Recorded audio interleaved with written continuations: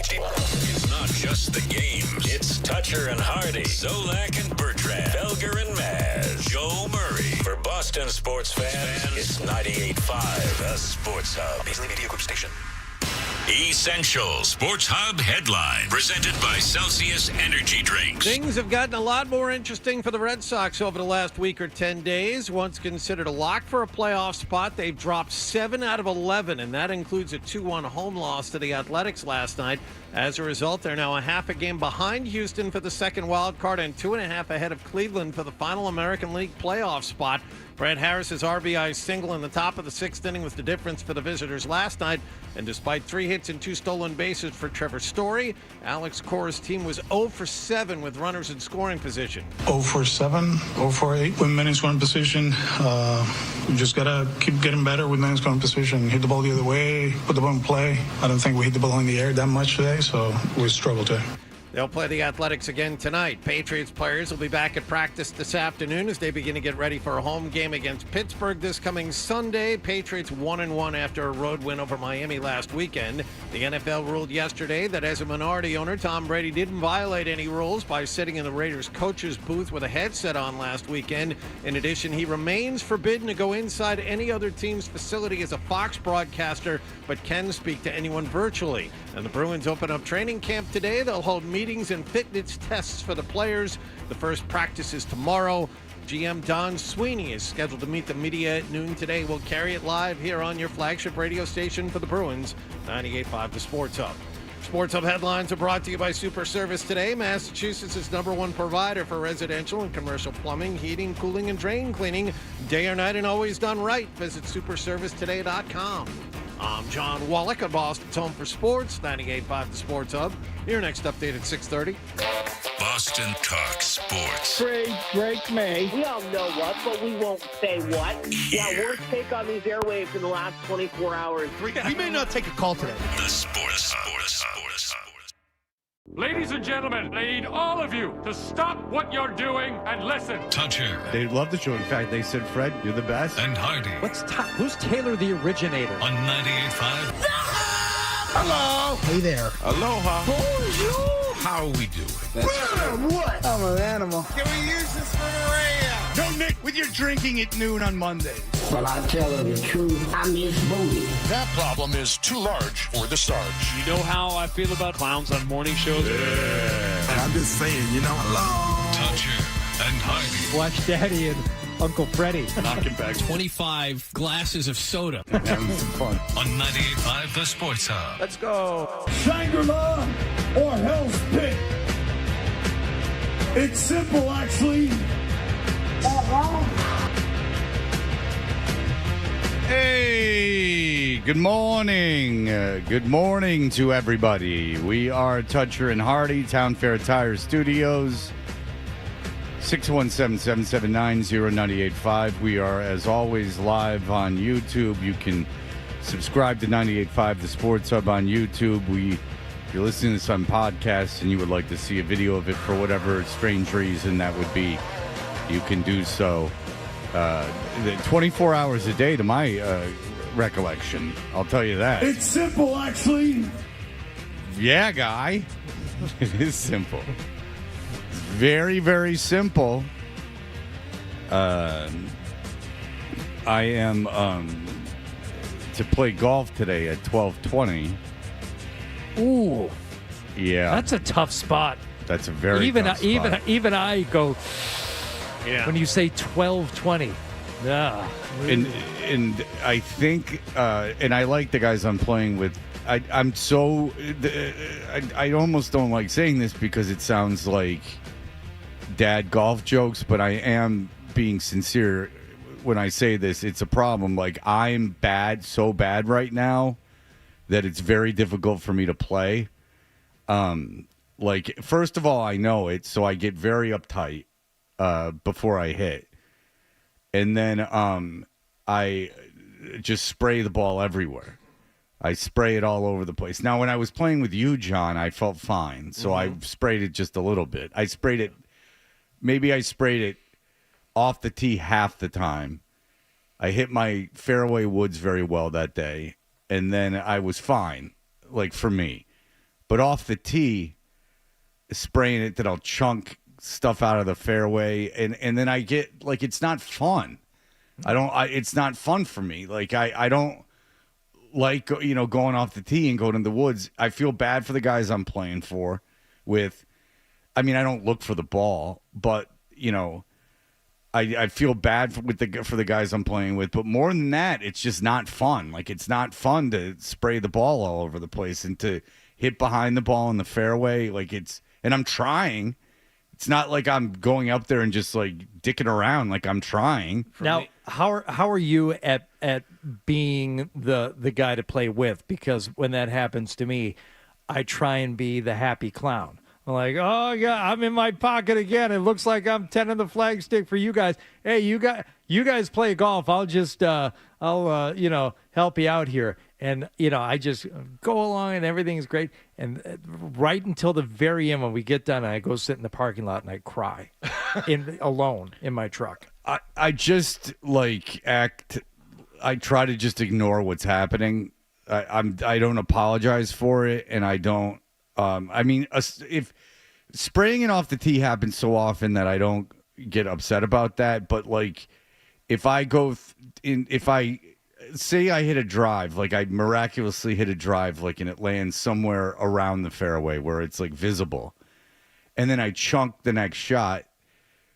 I mean, I'll get pissed because it's like, I'd like to finish a hole, within with the boys.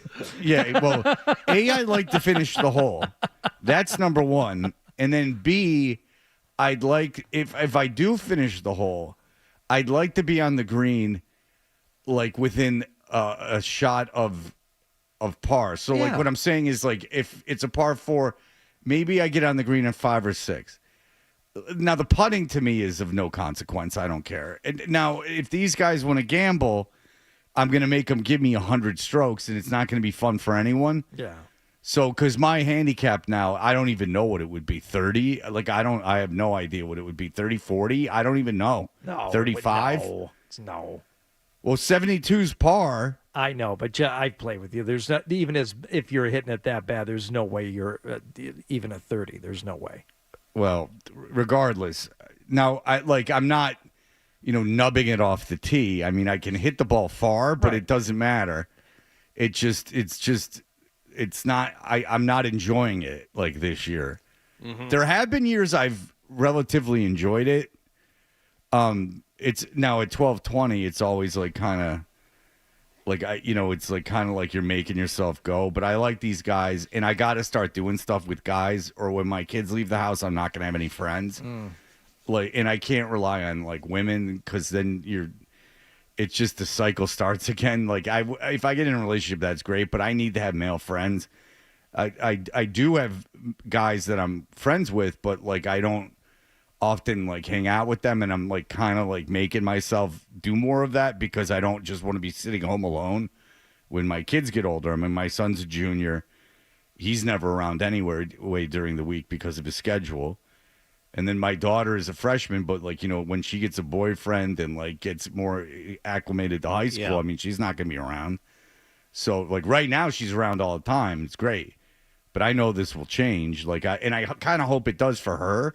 Sucks for me, but I obviously want her to like have a good high school experience. So I do have to like start, and maybe I maybe never get the Hardy status of consistently every day having something to do with other men. But maybe add pickleball to your life. I've played tennis like competitively at sporadic times since I've been in Boston. I think you're aware of that, Jonathan. I am. I have played competitive tennis. You were taking, when we first started the show, you were taking lessons and playing pretty regularly. If I was taking lessons, and then the lessons turned into matches. It was a very good program. It was like you started taking like lessons. It was intermediate because I am not bad at tennis. See, tennis, I'm okay at. So and why did you stop playing tennis? Not that it was a conscious decision, but you don't play as much. Is it because of the kids or? Well, Milo's baseball dominated my life, and I couldn't, and it still does. Like I couldn't and back then he played like fall baseball and I coached. So like I was occupied. But then my friend group were the guys that coached and had kids the same age. But none of those kids play anymore. See, and Milo didn't play with them. Milo plays with kids from all over the place, like, in Fort Myers. For me, with tennis, coming up. like I could. Oh, boy. Yeah. Remember how I said he's shutting down? Yeah, oh, I guess no. not. No, we're at UConn on Sunday, so It's year round. Don't worry about that. Driving. Enjoy that trip to UConn. It's not that far. No, I know, but the point is, it's in the middle of nowhere. No, I know, but it's like he's got to get there an hour before the game to do his stuff. Man, and there's nothing to do there. And it's a 10:30 game, but he is pitching, so that's happening. Okay, that's good. Because, well, here's one good thing about him pitching, and then we'll get back into the friend thing, which is the more interesting thing, is that it sucks for tournaments because, he'll pitch once or twice because you can only pitch so much, but depending on how they use him.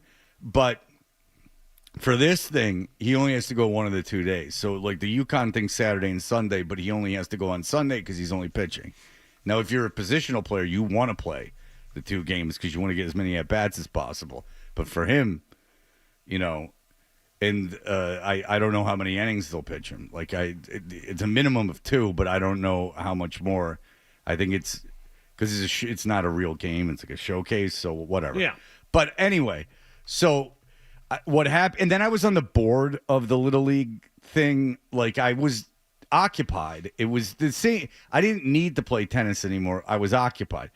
My best friend, which is very cool to say at 50, is a huge tennis player, but he lives in Michigan, and that's like his thing. He was making documentaries. He was because he had one of those divorces where like he hates his ex-wife, and they don't communicate. So there was a very rigid parenting schedule. So which I do not want, and so he was able to like do all this stuff. He made that like kind of cool documentary about that bar in Detroit that all the sports guys hung out at, like Mickey Mantle and George the Animal Steel, like all these dudes. And then he played tennis. Like he had all these diverse interests, And now his kids are out of the house, but he plays tennis like 4 days a week. And he goes to these Michigan tournaments and blah blah blah blah blah. So I was like, oh, this is kind of fun. And then I would play him and I could play against him. Like I was competitive against him. Like I could win games against him. So like with tennis, if I go out and play a week of tennis, I could play against intermediate player. I could succeed against them. I hit the ball relatively hard. I can get the ball back. Serving is where I take the most work. But I bailed out of that because of the baseball stuff and drinking too. I mean, when I wasn't coaching baseball, I certainly wanted to go to bars, so I did that as well. But then, but now I'm at a place where I have to start developing male friendships. And golf is the best way to do that? Well, golf is a way that, like I am now having dinner with guys, which I do enjoy. When you drink like kind of as a social activity and then you stop drinking, at least for me, it was like, I don't know what I'm supposed to do with guys. Now, golf is one of those things, but I don't really enjoy it that much. I do the same thing you do. I just played last Friday with the father of a friend of one of my kids. I mean, this is how it works. But I prefer to go to dinner because like I would prefer just to like talk at this point. Like I enjoy, like if the guy's interesting, like I enjoy like talk. Like this is all new to me. I didn't know you could go out to dinner with men. Like I really didn't. But I'm listening to these audiobooks of these guys, and this was like what they did. They go out to dinner with people, and I was like, oh. Maybe I should start going out to dinner with men. With my wife and a friend. Yeah, I mean, we always bring. I always bring a woman, so I can watch. I can give the woman to the man, and I can watch in the corner. See, that's weird to me. I have no interest in going out to dinner with a group of men. No, not a group. I'll go to dinner with like a guy. Yeah, I do that. Sure. Yeah, I find that, and I enjoy it. I actually enjoy it. One or two guys, I actually enjoy that. In fact, I enjoy one guy more than a couple guys. Sex is what you're laughing at. It's important to set your boundaries. Yeah. Well, yeah, right. It's too much with with too many people. It's just jealousy sparks. No, but I am surprised that I do enjoy the like going out to dinner with a guy. I never thought I would do that. It's like going to the movies with a guy. Like that's still a bridge too far. I can't do that. That's a bridge too far. Well, going to the movies is like the worst way to spend time with somebody, really, because you're not talking at all. Or the best way. Yeah, depending on how you feel about spending time with that person. Well, in my mind, like because I read these books, in my mind, like it would be a salon. I would consume art with a group of people, and then we would have these very interesting discussions about it afterwards. Like we'd see Fantastic Four, and then we go on and on. I've got like one or two friends that I'll like get together with and go eat with from time to time, but I'd rather be doing something, whether it's playing golf or playing pickleball or just doing something.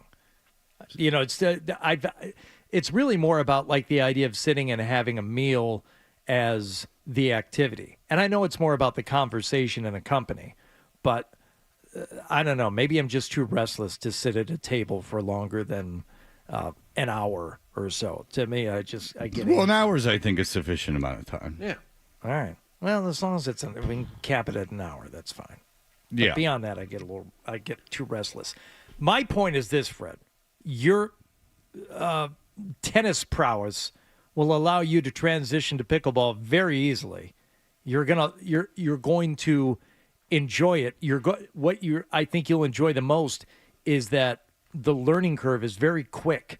Like once you, no, I'm aware. I played the game. Well, have you played it with like say intermediates in a like just a doubles format where you're playing against people who are better than you?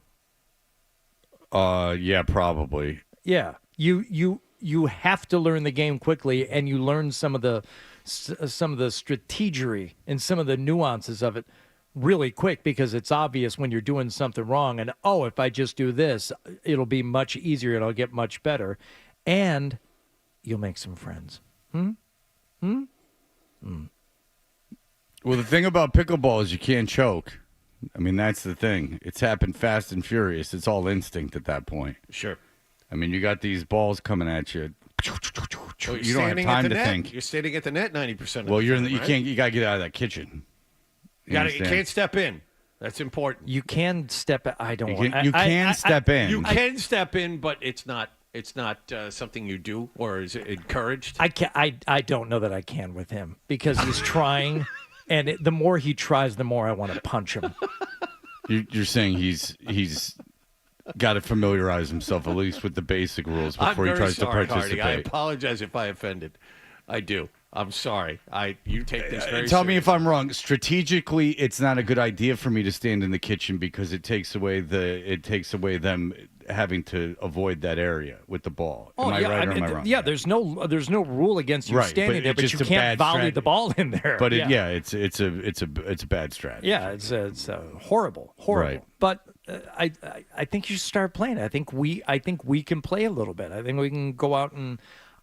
More than anything, I'm worried about that 12:30 tee time. Like I'm playing today at 2:30, which gives me enough time for a little lunch and just my 20-30 minute like power refresh, and I'm good to go.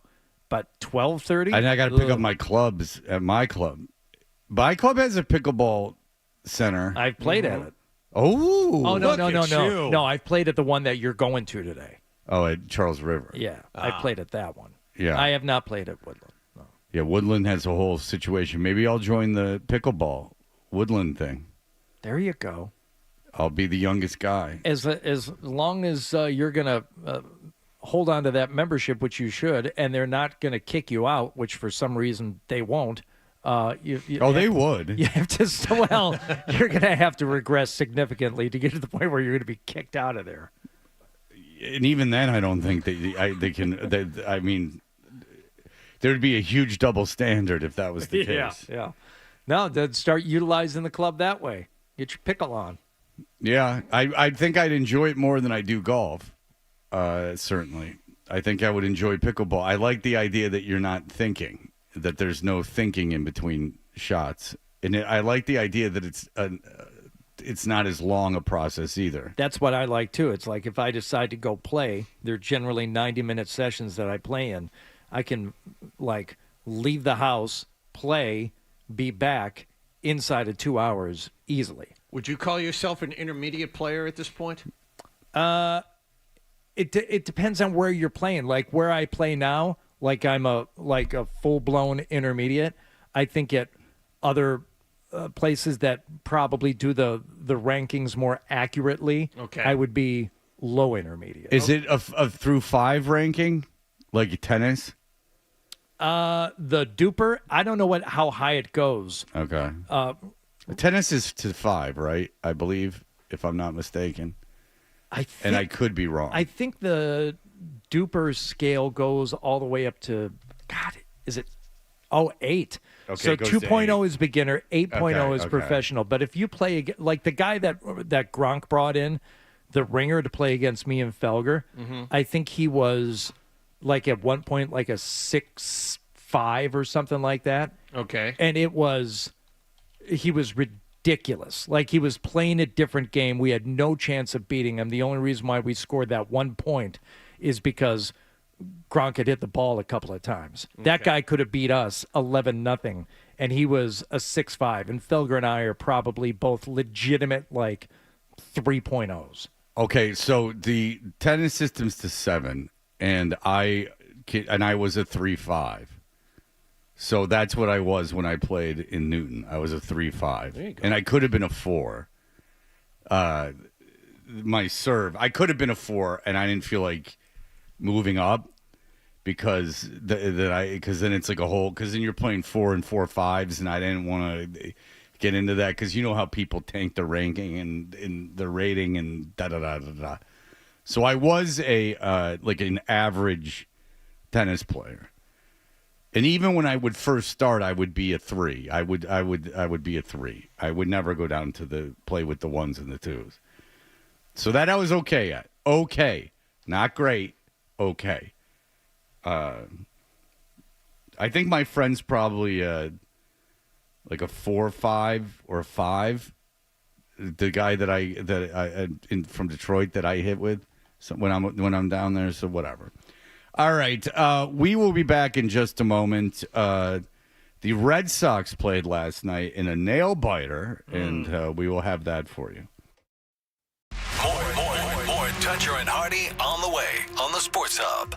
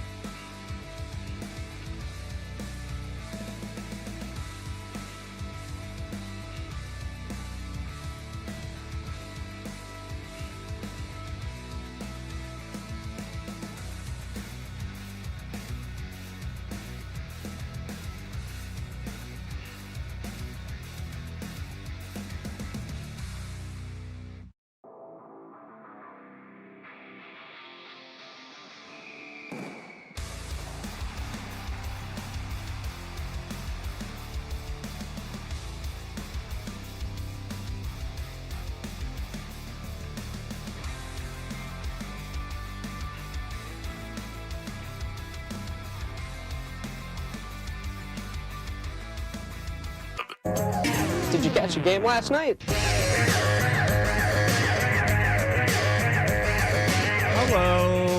Hello. We are Toucher and Hardy, and What Happened Last Night's brought to you by Leonard Hair Transplant Associates, where your hair doesn't have to be a game of what happened. So change your lettuce and change your life with Dr. Matthew Lepresti at 1-800-GET-HAIR. Blind Scott thought our last conversation was very homoerotic. Oh, okay. And then there's Blind Scott, and then there's Blind Scott complaining. There's people complaining about Blind Scott even when we don't put Blind Scott on the air. So there's a whole ecosystem of Blind Scott and Blind Scott retractors that exists without any of our knowledge. Whatever's happening, we don't know about. Isn't that interesting? Yesterday, he emailed in after being on hold, presumably for over 2 hours, because it was at 8:08 a.m. He said, sorry, I had to hang up, but Scott Zolak said, you might be on The Bachelor. Are you going to do that? You? Well, it's sent to all of us, but only one of us is unmarried, so maybe Zoe is saying that about you. Yeah, The Bachelor probably would want me. So I would be eliminated before even the first vote. I would get out of the car and the woman would just push me and go, like, are you kidding me?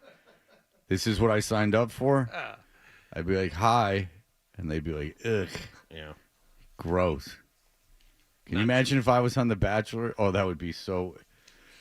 All the girls would quit. It would be The Bachelor, too, not The Bachelorette.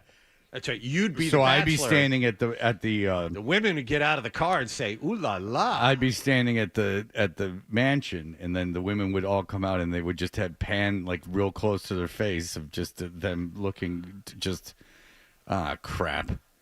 And then they would have to pretend, a couple would leave right away, but then the others that wanted to be famous would stick around and pretend.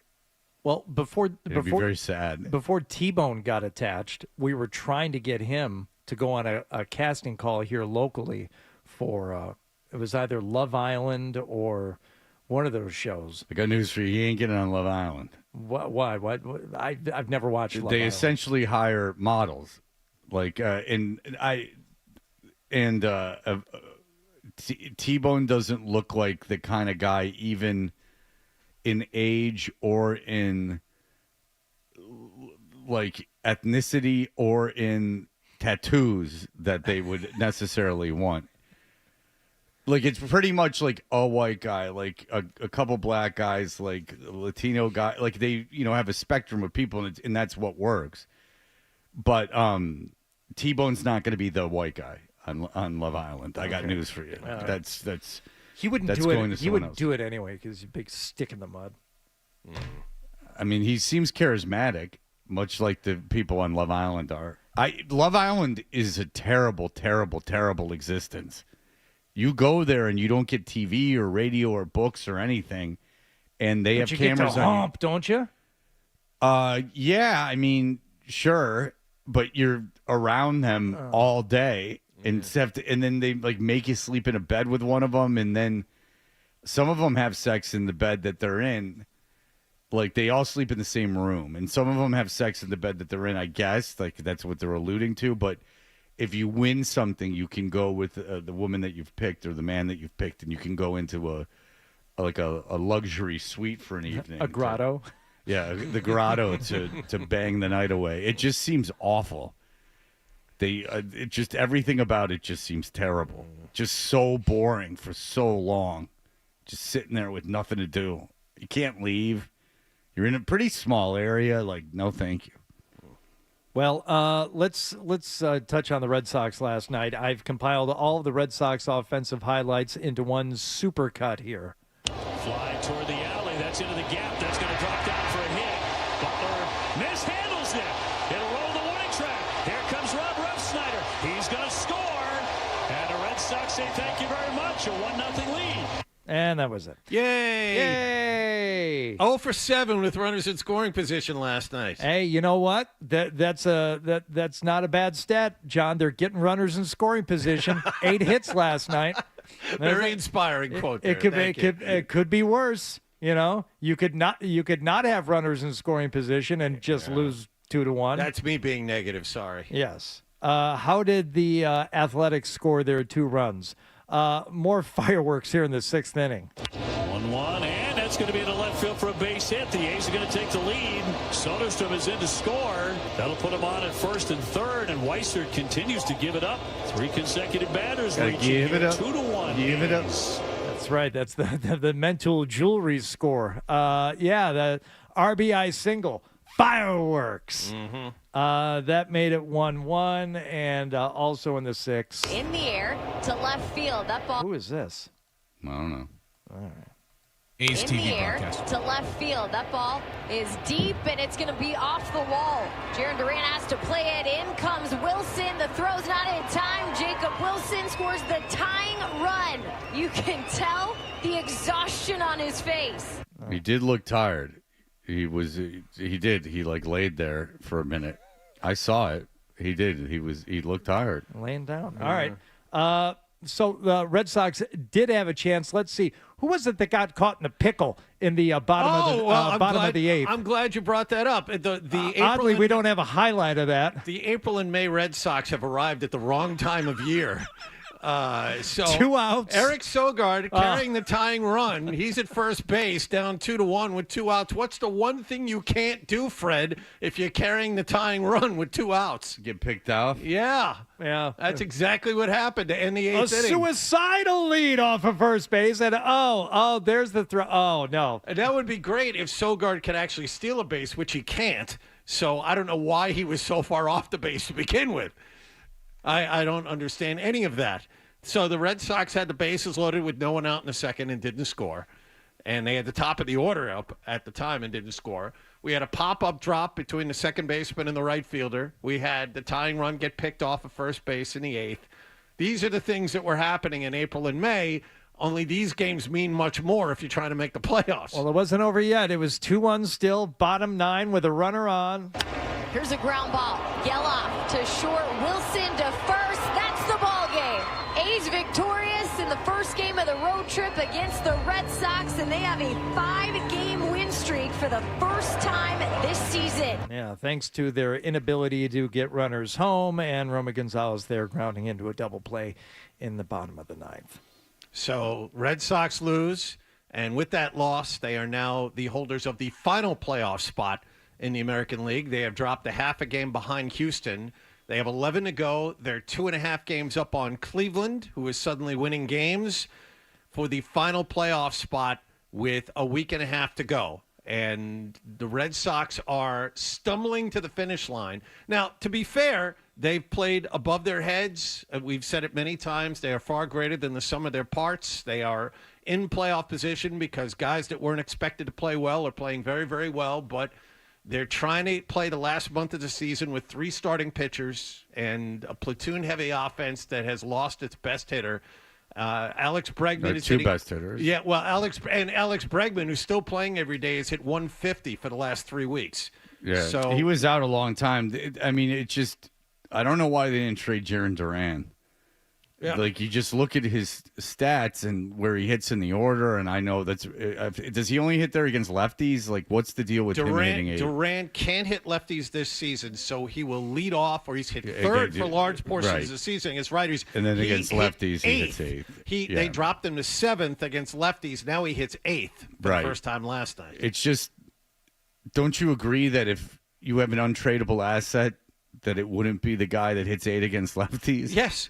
He's not a particularly great outfielder either. No, here's the thing. And we talked about this too. In center field, he was actually a Gold Glove finalist last year. That could be massaged. Sure. That in left, he looks lost. Yeah, he really looks lost in left. Very uncomfortable. Great athlete, but very uncomfortable out in the left field. Like the run that scored where they said the guy looked tired. I mean, that was to left.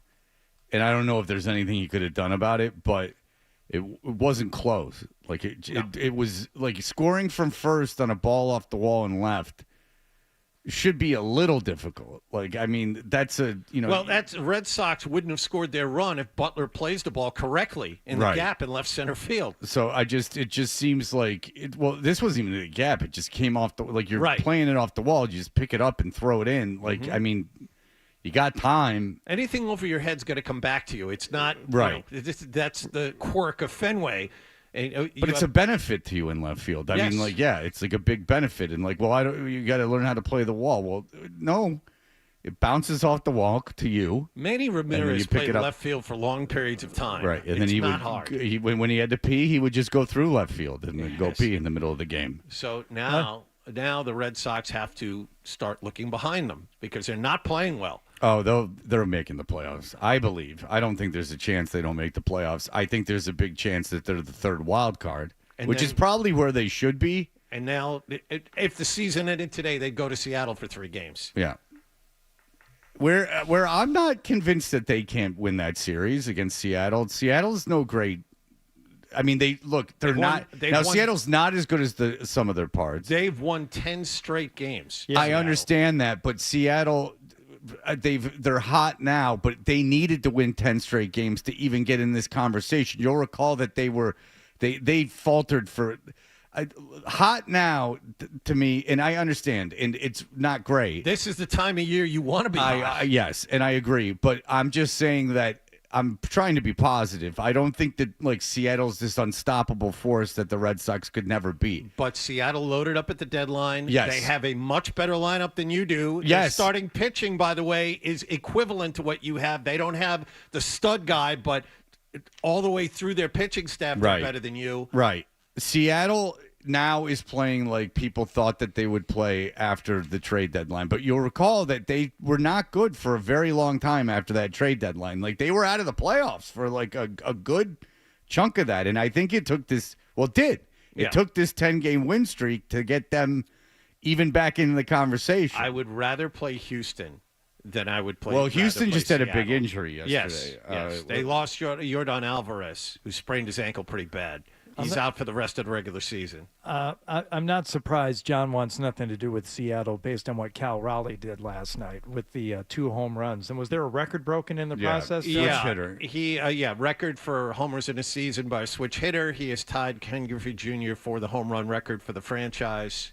And we all know how John feels about Ken Griffey. Yeah. How come I have a feeling Cal Raleigh is going to be like an Anderson kind of situation? Brady Anderson, a one-hit wonder? Well, he's never done anything like this before. That's very true. It just seems like guy may hit 60 homers this year. He's having a tremendous season. Now, he's not going to win MVP, but he's having a tremendous season. It's just do you see him do? I don't know anything about him. I only saw him play in the All-Star game. He's always been a very good power hitter. Right. Always. Yes. Never like this. Right. But he's always been a 35 or 40 homer threat. Hitting 60, obviously, is a lot different.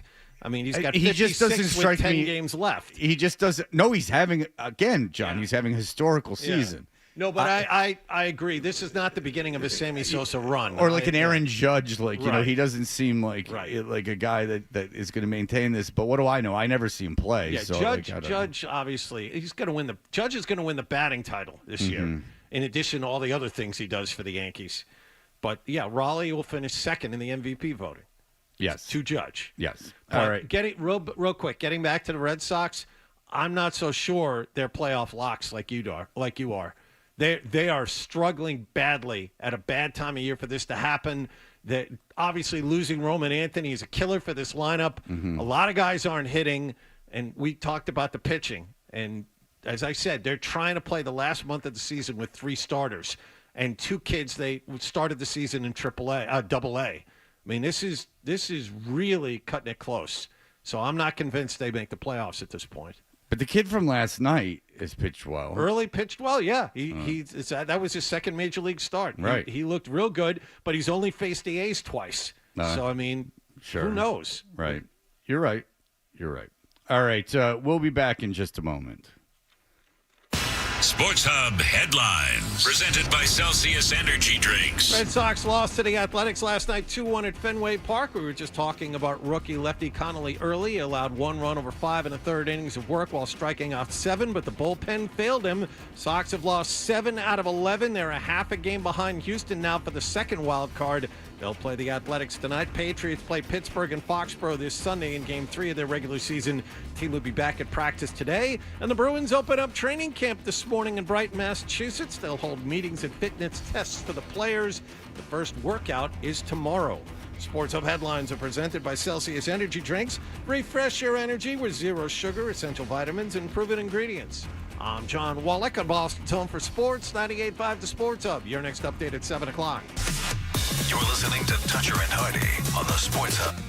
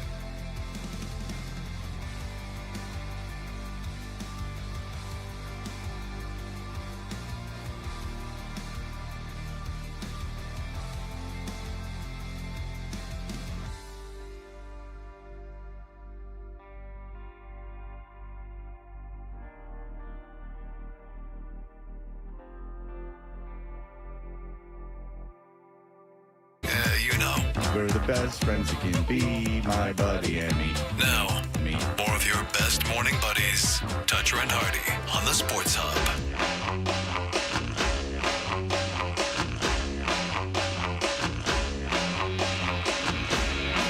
We are Toucher and Hardy.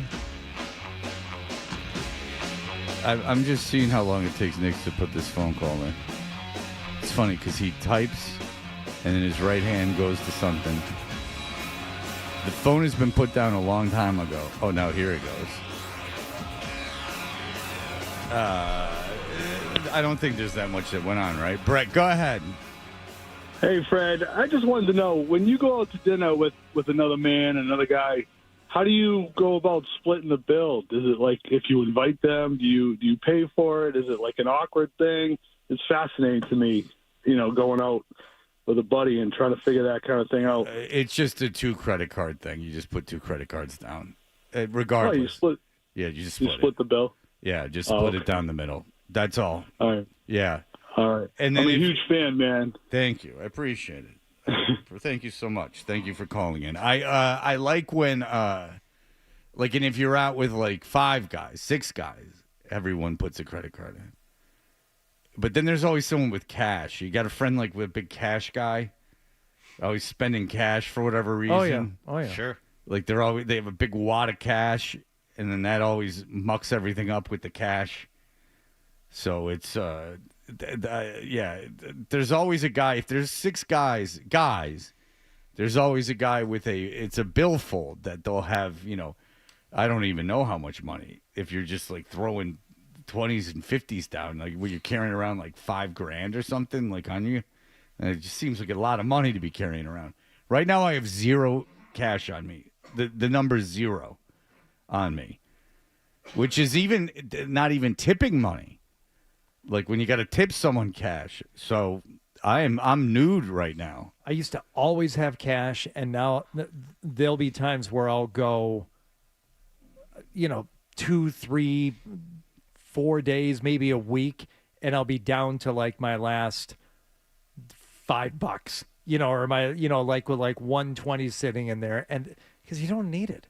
It used to be that was always the thing, and that was the thing that my mom and dad would always tell me, always carry cash. I do that. Cash is always accepted. Not anymore. Now it's the opposite. Now Right. there are places where you absolutely cannot pay cash if you want to. I would give my son cash, and I'd be like, if you're going here, like, take cash. And he'd be like, Dad, I don't, need the money. I don't need cash. I can't use cash. And I'd be like, you'll need, just in case, you need cash.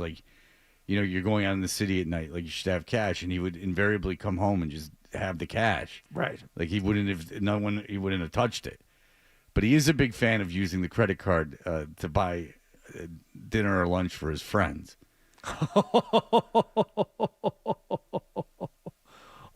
Which I think they might be taking. Down. I think they might be taking advantage of him. If I may speak out of school, I think that there is a bit of taking advantage of him because we gave him a credit card because they don't have gas station credit cards anymore. When I was a kid, my parents gave me a mobile card. Like a mobile gas card. So, the idea being that you won't run out of gas. You can't go to a gas station and not have any money on you. Here's a mobile card, but all you can buy is cigarettes and gas, which is what I did. See, this is the thing when teaching the kids the fiscal responsibility because, all right, you start with one of those kid cards, which we never did, but, we got our kids debit cards and their own bank accounts at a pretty early age. But after a while, once they start making real purchases, thinking, you know what? You shouldn't be giving all these merchants direct access to your bank account. So we switched them both over to credit cards. Now, this was recent. This is this summer. But I told them, I said, now you're responsible for, the charges on there. And I don't think they get the same sense when I just say, hey, the bill came due, and I'm taking this much out of your account to pay this portion of your credit card. And they just say, okay. It doesn't have this. I don't think they have the same feeling of spending the money that they did when they were taking it directly out of their own debit card account. Oh, certainly, because they don't see it go down, right? Right. But, yeah, and the thing is I'm supposed to split the credit card with his mother because we have shared custody, and she usually pays a third of like expenses, but this is like since we split custody, just like but I like that arrangement. So if he goes over a certain amount, like I can't tell her he went to that amount because then it would cause controversy on who pays what. So I have to like let stuff ride, and it doesn't happen often. But he did go through a phase where I would see that he was like going to a card store. I'm like, this is not what the credit card is for. The credit card is basically for gas. And I understand that, like, sometimes you're going to get like Chipotle or something. But like, there really shouldn't be a charge that's not gas that's over like $15. Yeah. That's basically like where you're at. So, like, I'll go through the charges, and there was a charge for like $110 because him and three friends went to Five Guys. Well, Five Guys, I saw. You're not getting out of Five Guys for $110 if there's four of you. I didn't know what the hell the charge was. It was like just a bunch of letters, and then I looked it up, and I'm like, that's a restaurant. Like, what's he going to a restaurant? He's, he's enjoying the company of his male friends by taking in a meal. He learned that from his father. Friends for life, man. That's a good point. Maybe I should encourage this and give him more. That's it. Right. That's so. No, we only gave him a credit card when he started driving, because again, we've had that discussion too. My kids aren't driving yet; they just turned 16. So. Because you can do Apple Cash, but if they run out of Apple Cash, and you're like, well, that's their fault. Not if they're in New Hampshire and like they run out of gas and you're not around. Like, they got to have a way to get gas. Now, if they had gas cards, I'd give them a gas card. And that's what I would do. And then use Apple Cash for everything else. And if you don't have any Apple Cash, you didn't manage it correctly, da-da-da-da-da. But, I mean, I really don't feel like, getting woken up, like, oh, hey. Because he drives, 600-700 miles a week. So, like, what am I going to do? Like, I mean, you're going through a tank of gas, every 5 days. Yeah. Like, what do you want? Like, he's got to fill the car up. It's the situation that he's in. I mean, I feel bad for him. I mean, he's got, it took him an hour and 10 minutes to get to school yesterday. He's like, it's like 7:30 at night last night, and he's driving back. Like, because I got that thing that you told me to get, like where you can track him. Yeah. And like, he's 40 miles away at 7:30 at night. Like, I feel bad for the kid. He's working hard. I don't want to bust his balls about too much stuff because he's doing good. But the credit card thing's ridiculous. It's a spoiled thing. But I'm not driving him all these places, so I mean, he's got to drive. All right, we'll be back in just a moment. A segment called Crapper's Delight. We'll explain. Yeah, wait, that's an example. We come up with the name. We're like, we don't know what it's going to be, but we really like the name, so we'll make something out of it. Rapper's Delight. This is Crapper's Delight. Correct. You see? So we will have that for you in just a moment. You're listening to Toucher and Hardy on the Sports Hub. All right, with summer.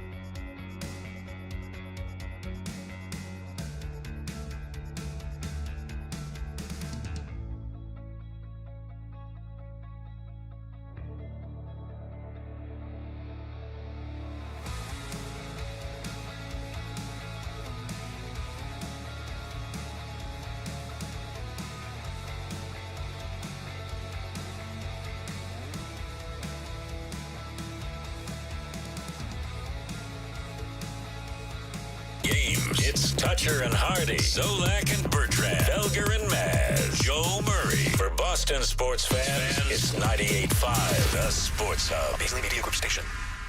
Essential Sports Hub headline presented by Celsius Energy Drinks. Red Sox were beaten by the Athletics last night 2-1 at Fenway Park and have now dropped to the final playoff spot in the American League. They left 9 runners on base. They were hitless in 7 at-bats with runners in scoring position in this one.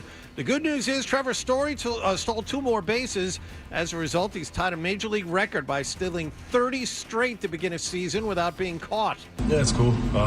It'd be cool to look at after the season for sure and kind of relish in that. But right now, it's like we've talked about, it's all about winning. Sox now find themselves a half a game behind Houston for the second wild card and only 2.5 games clear of Cleveland for the final playoff spot with 11 games left.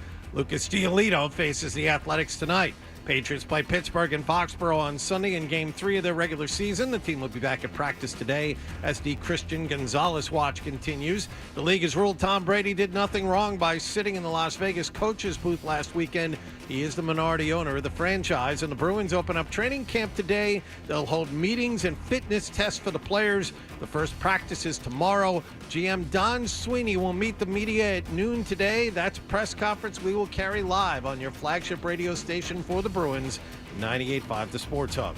Sports Hub headlines are brought to you by the Albrecht Auto Group, Zoe's Auto Dealer. Purchase any new vehicle from one of their 8 dealerships and get the Albrecht Advantage, a 10-year, 150,000-mile limited powertrain warranty backed by Allstate Insurance. Connect with Albrecht at albrechtauto.com. I'm John Wallach on Boston's Home for Sports, 98.5 The Sports Hub. Your next update at 7:30. Boston's best sports talk. There's an app for that. Download the Sports Hub app for loads of stuff. Absolutely free. Connect with the shows, get podcasts, and more. Get it where you get your apps. Or at 985sportshub.com. Oh boy. I guess it's time for more Toucher and Hardy on 98.5 The Sports Hub.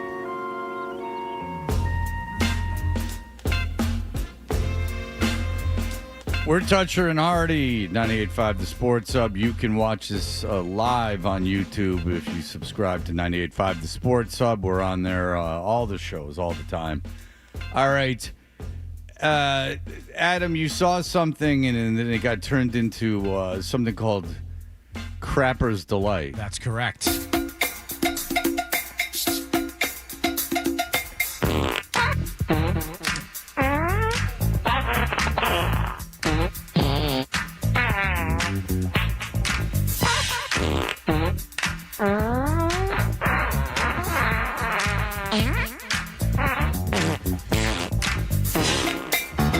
I don't want to speak out of school, but that was stolen from NPR.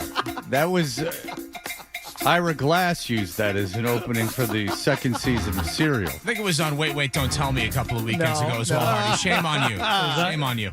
It was used both on All Things Considered and on This American Life. Oh, okay. So. Finally, the government has cut programming. It got very juvenile over there. Yes, Fred, you and I are big fans of Vice. And well, I was. I just watched the documentary The Death of Vice, so yes, I was a big fan of Vice. Well, they watched the documentary too, and they don't like that, so they're trying to bring back a lot of the content and under their noisy brand, which is with their music. They resurfaced this piece, A Brief History of Artists Rapping About Poop, which I thought would be an interesting thing to quiz you on. So I've pulled a half a dozen clips from these songs that are featured in this brief history of artists rapping about poop. I'm going to play you the clip and see if you can, A, guess the artist. That's the main thing. And then you get an extra point if you can name the song that it's from. That'll be harder. You want to hear one interesting thing about the Vice documentary? Yeah. Is that the reality is when they lost Gavin McInnes, it killed the brand. But all of them saw Gavin McInnes like turn into this like super like intolerant like right wing dude, and so like they all had to come to grips with he's why the magazine's good and the brand is good. The guy that he's handing it over to essentially is just a salesman, but we don't want to be friends with him anymore. So like it was this thing. It's like the guy that is like the worst guy in terms of who they wanted to hang out with was also the guy that made the magazine good. So it was difficult for them. All right, but this is more about crap than anything else. Yes. All right, so let's get to it. Crapper's Delight. Let's see. This I'm going to start with an easy one from 1991.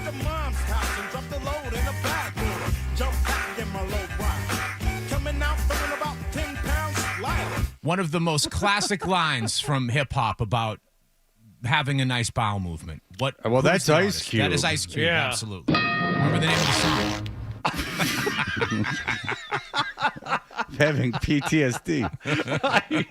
We got to get all these right. Remember when someone called in or emailed yesterday and said, "Why aren't you doing more fart stuff?" Oh, guess what? Yeah.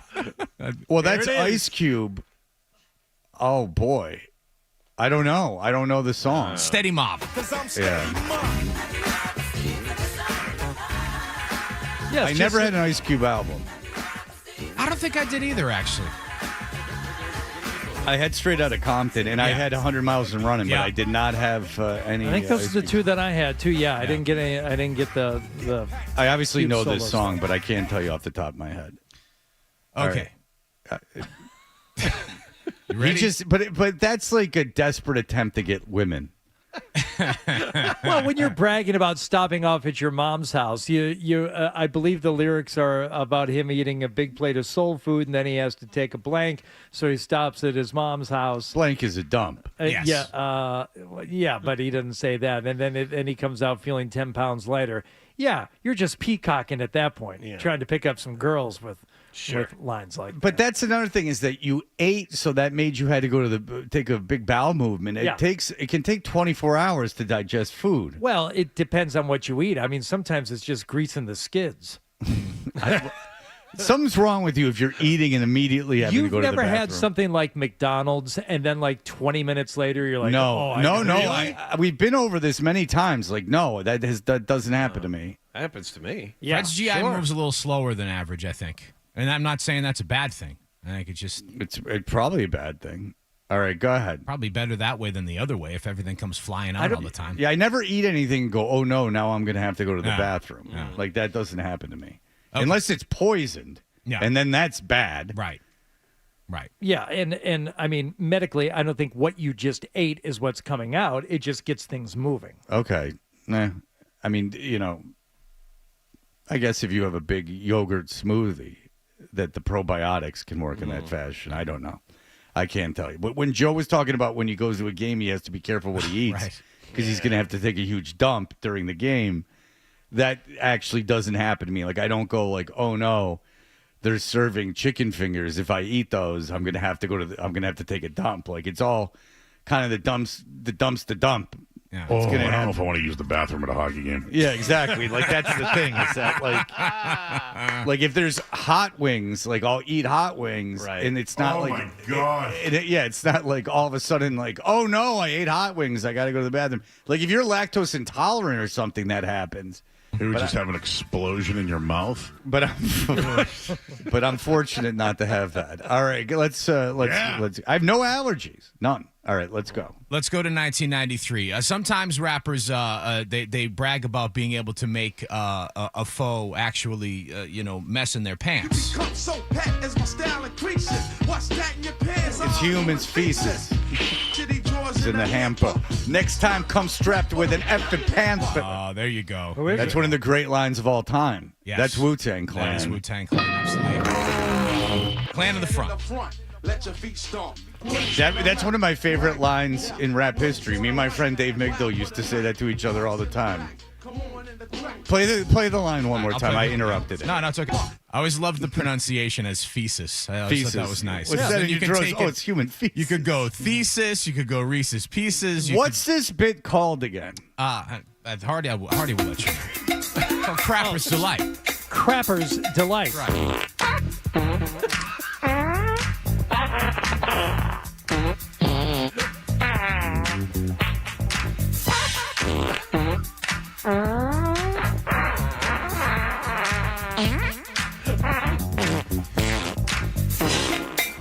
I've never been prouder of you before.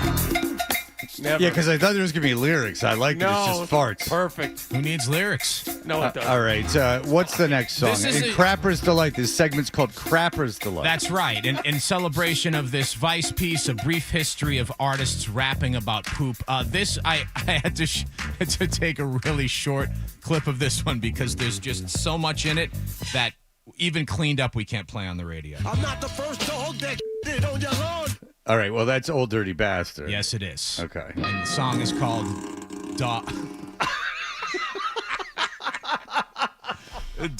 S. There's a lot of filth Old in this Dirty one. Bastard is a little difficult to play on Sunday. I love this song because when this album came out, it was the most hilarious thing on the album because he even starts. He's so filthy he cracks himself. Cracks. See what I just did there? Cracks himself up rapping about it. But that is from 1997. Wu-Tang Forever. In my studio in Vegas, I had a page ripped out of a magazine, and it was just ODB sayings that had been collected. Yes. Oh, yeah. And compiled. And my favorite one was, "I'm going to become like a bird and eat bird seeds," or whatever. There you go. It's just probably in the middle of an interview out of nowhere. I'm going to become like a bird and eat like bird seeds or whatever. Why are you looking at me? Oh, sorry, John. Well, Jesus. because John obviously will eat anything. He's a menace when there's bread around.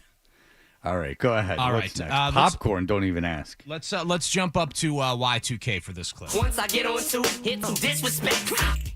Okay, that's obviously Eminem, but I don't know the song, and I don't even know really what he's talking about. I take it it's crapping, because this is called Crapper's Don't know Delight. the song. Because that's a... Because, of course, you can disrespect someone by pooping on them. So that is actually the name of the song is S on You. It's Eminem with D12. Okay, well, yeah, unfamiliar with the D12 canon. Again, this is not Rapper's Delight, Hardy. This segment is called what? Segment is called Crapper's Delight.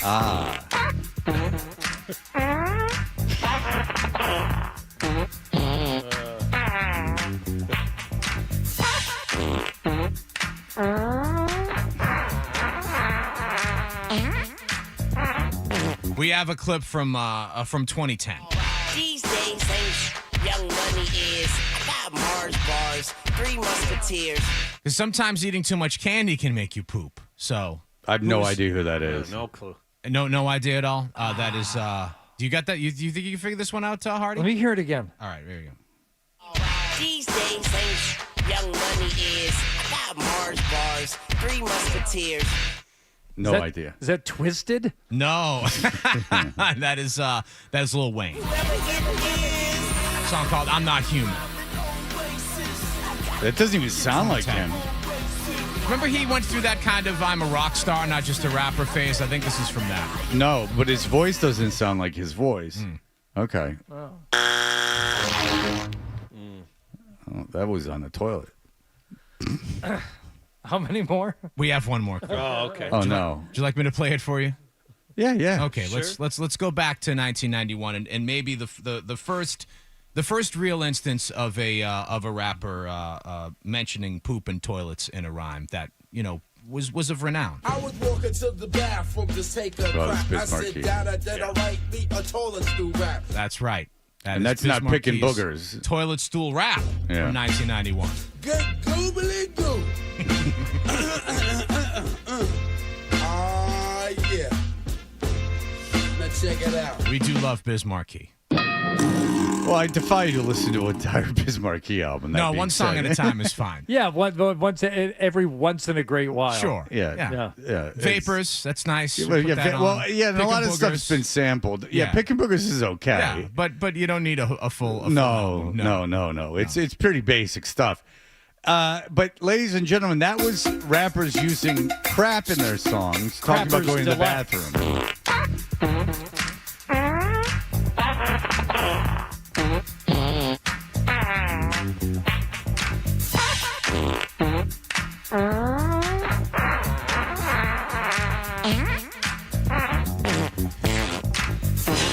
Fred, at the beginning of the segment, you mentioned owning, and you did as well, Hardy, owning the first two NWA albums. Yeah. Were you able to purchase those, or were they, because it's Strawberries Records and Tapes, John, if you remember, if you wanted to buy rap albums or tapes, CDs that had the sticker on them, they were kept behind glass. Oh, Jesus. You had to ask for them. No, we didn't have that. And depending on who the clerk was and who was in the store, sometimes they would not sell it to you. That's a very Massachusetts blue law thing. No, it's very Puritan. That wasn't the case. At least in my experience, anywhere in Michigan. 3 friends tried to buy Straight Outta Compton, and the one who finally did was able to run off copies of the cassette for all of us, so we could all have it.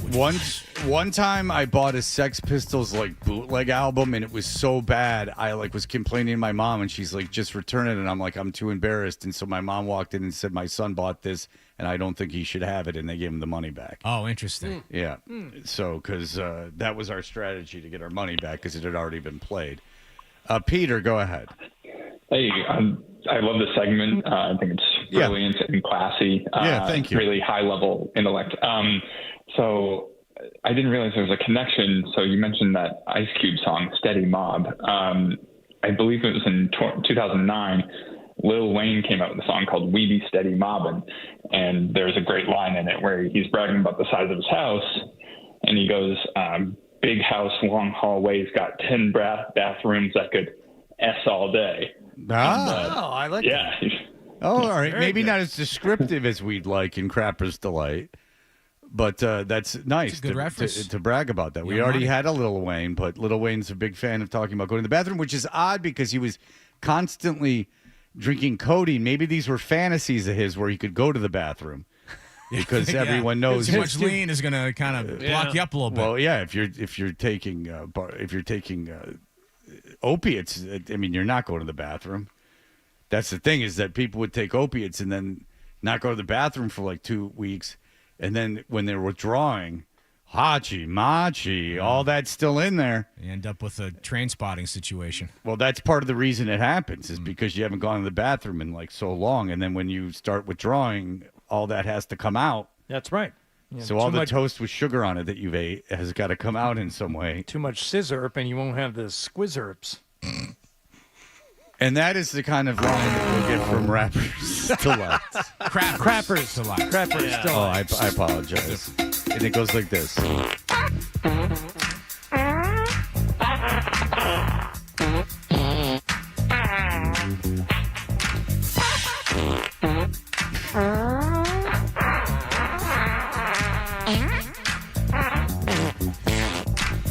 Have we ever done a bit where we played the intro 5 times?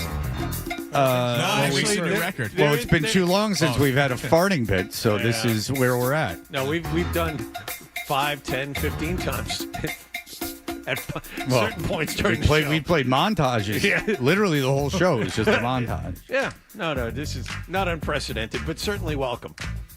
No, it's been too long since we've done a fart segment, so I was enjoying the nostalgia of it. So I enjoyed hearing the theme several times. Sometimes when something's so immature, it needs to be tripled and quadrupled down on. All right, Alex Barth is no stranger to going number 2.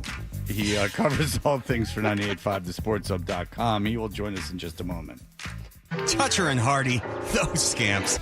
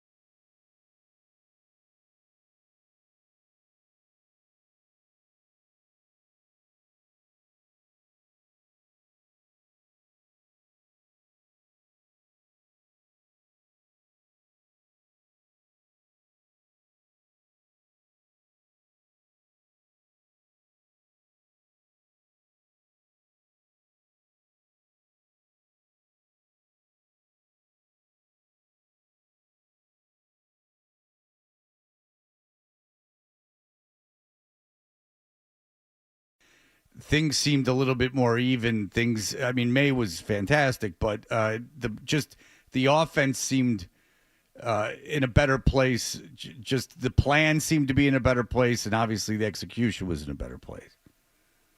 Yeah, I thought so. I think some of the things they did, again, they were a much higher percentage under center, mixed in some more zone running, which led to play action, a lot more out of heavy personnel. So 2 tight ends, 2 running backs, sometimes both at the same time, or, running back and a fullback. And I think that opened a lot up because it allowed them not just to establish the run, but establish the run between the tackles and not have to go to some of those more creative runs. And when you're doing runs that kind of look the same over and over, well, that's what you build play action off of.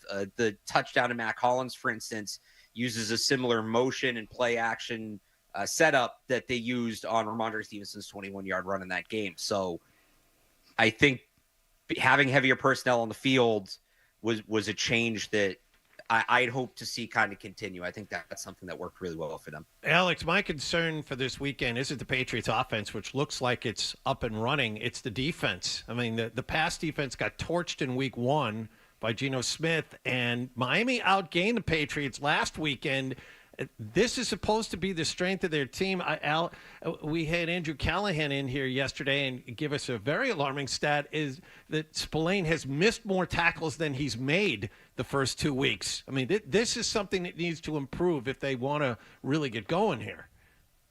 Yeah, and I think Christian Gonzalez coming back will help with some of this, but the linebacker coverage, like you mentioned there, that's been the big issue. 35% of the passing yards they've allowed, according to PFF, have come with the teams targeting a linebacker. And some of that's Robert Spillane, some of that's Christian Ellis. But this is where you have some younger safeties that you're moving around, and those guys are pressed into coverage more. And it's tough to hide when you're going to put a linebacker one-on-one with a running back in man coverage. Now, not every running back is Devon Achane, who has the speed that he does and was able to really get Spillane over the middle of the field last week. But once you get Gonzalez back, now you maybe don't need to help as much on the outside with the corners, and you can put extra coverage attention in the middle and things like that. So that will help a little bit. But they brought Robert Spillane in to be a big part of this defense. They brought Christian Ellis back after he initially was signed as a restricted free agent by the Raiders, and they gave him some money, and he's supposed to be a coverage linebacker. That's one of those things that those guys kind of just have to play better. There's not a ton you're doing schematically if you're going to keep playing man to adjust to that. What would you expect the Patriots to do against this particular opponent this weekend and this quarterback when it comes to applying pressure and blitzing? Because didn't see much of it throughout the game on Sunday until the end. How might that change this weekend? I wouldn't be surprised if they don't blitz a ton again. The philosophy is a little different. The reason you don't blitz too a lot is he gets the ball out so quick. It's not going to do as much because guys need time to get there. With Aaron Rodgers, you're not going to confuse him. You spin the dial all you want on the back end and disguise coverages. He's Aaron Rodgers. He's seen everything there is to see, and he's not going to fall for much. So do they have Christian Gonzalez back? I think that kind of helps with the game planning. If he's there, he's on Metcalf. You're probably going to put help, like I mentioned, over the middle of the field to take away the running backs and tight ends because that's where the Steelers are really going to get you. Calvin Austin's their number 2 wide receiver and is not as much of a threat. Without Gonzalez, it gets a little more complicated. It's still probably Carlton Davis on DK Metcalf. I'd put Marcus Jones on Calvin Austin instead of Alex Austin. You saw him kind of get beat in that speed mismatch last week, and maybe you are still dropping that safety down to take away the running backs and tight ends, but I don't think this is a game. They'll blitz here and there. I think a little more than last week, but just straight designed rushes. It's not a big game to disguise things defensively and get overly complicated with that and get in your own way. When, again, Rodgers has just seen so much football, he's going to be able to handle a lot of that. I guess I wouldn't try and confuse him as much, Alex, as I would just try and get him, moving and get him moving his feet because he can't move like he used to and see if you can disrupt him that way. Yeah, but you got to get pressure. So the tricky thing is you got to get pressure with 4, which they've been inconsistent at this season. They've had some times when they've been able to do it, but they've gone through stretches where they really haven't. So do you blitz more there if you're worried about not getting pressure with 4? But I look at the way Milton Williams is playing. I look at the way Harold Landry is playing. Caleb Von Chason was better last week than he was in week 1. I think if you can get pressure with 4 and stop the run, that's part of this too. that's going to be, I think, the most effective way to play this game, but you have to be able to get pressure with 4. Josh McDaniels obviously had 2 of the best slot receivers in NFL history in Wes Welker and Julian Edelman. So when he came back, you would have assumed that Pop Douglas would have stepped right into that role. He caught a touchdown pass in week 1, but he had -2 yards receiving, and he was a missing man last weekend. Is there a reason for this? Are they going away from him, or is it something else? It's a great question. And the Raiders game, I think the Raiders kind of focused on taking him away. And I think some of that was the defensive game plan of, hey, we're not going to let this guy beat us. And he did have a few more opportunities than it looked like. Drake may missed him on a couple throws, like sailed the ball, missed him. And then there were a couple times he was open and Drake may didn't throw to him, but it did feel like the Raiders were putting attention on him. Last week, he only played 15 snaps. So that wasn't an issue of him being on the field and not producing. He just wasn't on the field. As I mentioned, they went much more with 12, 21, 22 personnel. And I think part of that is you want to be better at running the ball and establishing the run, and he's not a run blocker as a wide receiver. You're going to go more to a guy like Matt Collins in that situation. So the question is, was that a game plan thing for Miami, or was that a sign of things to come? We'll see this week. This is kind of what you have to do early in the season. We talked about the real or fake thing last week. If they feel like they need to be in 12, 21, and 22 personnel a lot, that's going to hurt his snaps. They're going to go away from him simply because they need other guys that do different things than he does. They are going to need that yards after catch ability in the offense eventually. And if it is an issue with him, then you go to Kyle Williams or Stephon Diggs, depending on the situation. But I'm actually going to be really interested to see how much he plays this week, because with the Steelers as banged up as they are defensively up front, you should be able to get away with a little more 11 personnel, 3 wide receivers. And if they do that, is it Pop Douglas, or do they continue to go away from him? When you look at this matchup, where are the Steelers, and what do you think the chances are for success with the Patriots against them? Yeah, I mean, I think this is a game the Patriots can win. The Steelers' defense, like you mentioned, has struggled. Rodgers, the arm talent's still there. He's looked impressive, but the results are not consistent, and they've struggled to run the ball. They took Caleb Johnston high in the draft, and he's essentially been benched at this point, just 2 weeks into the season. Jalen Warren's still a good back, but I don't think that the running game is quite where they planned on it being at this point in the season. So, I call this a winnable game for the Patriots. Can they win it?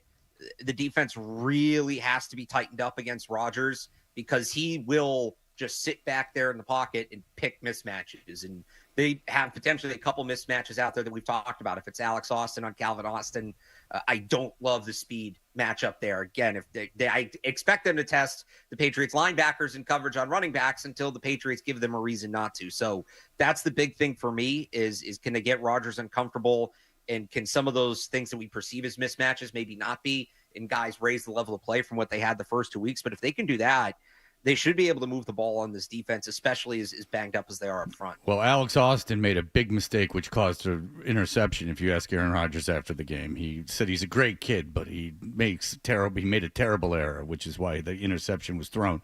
Now, pressure, to my understanding, the Patriots did not. It wasn't until the fourth quarter where they successfully got pressure on Tua.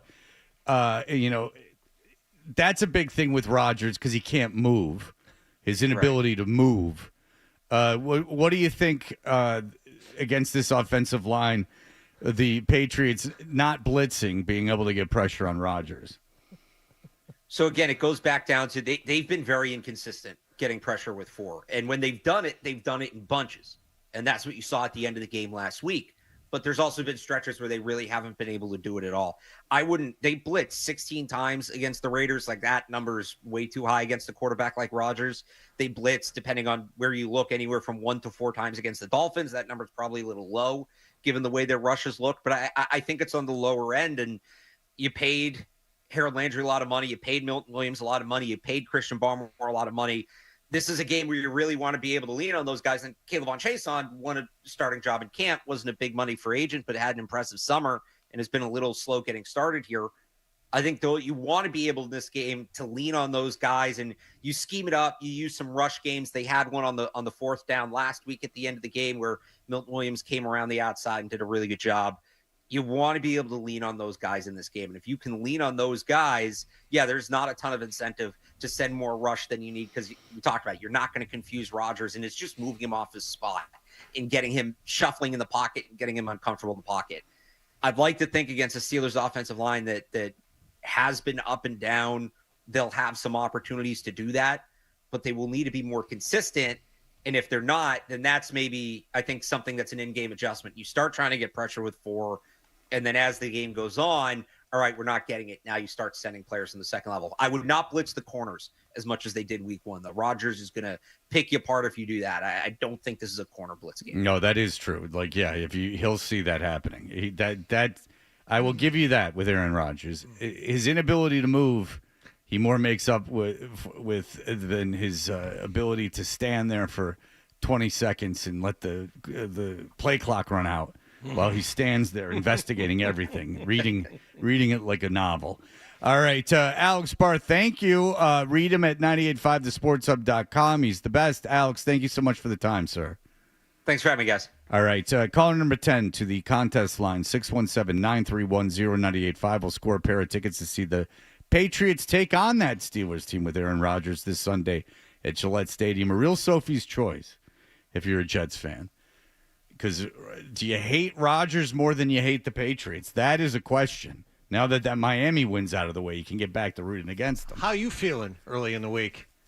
You know what? I don't dislike the Patriots nearly as much now that Belichick's gone because he's such a piece of fat garbage that I like Mike Vrabel.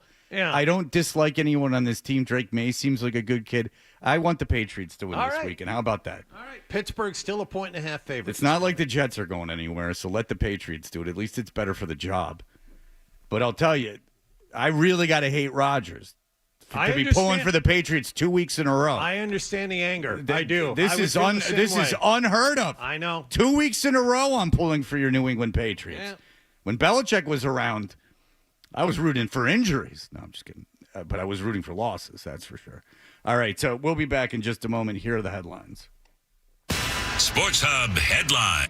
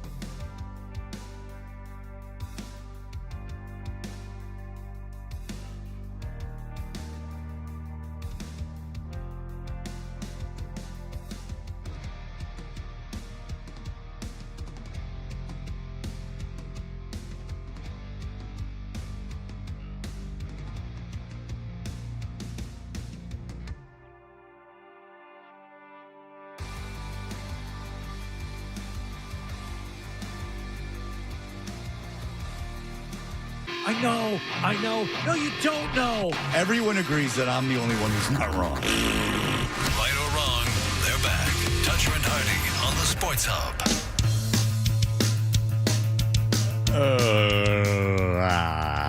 We are Toucher and Hardy, and we just talked to Alex Barth, and apparently there was an issue of Hardy asking something preemptively that he knew I was going to ask later.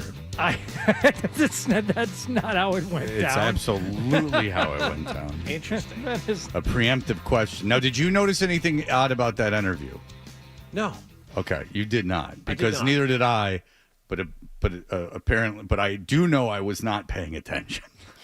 So after the first question, you kind of ducked out. Well, you guys had a lot to say, and then I was like, "This is a perfect time to look at a golf swing." Which is a great idea, and I'm not making fun because I've done it. I think we've all done it. Sure. You're not in your best headspace with your swing right now. You're playing at noon, 12:30 today. Yeah. So you decide what I'm going to do is get some Instagram tutorials to fix my swing in my head before I go play today. In fairness, it's YouTube, but Okay. That's half the battle. What do you call it, Hardy? Swing thought? Is that what you call it?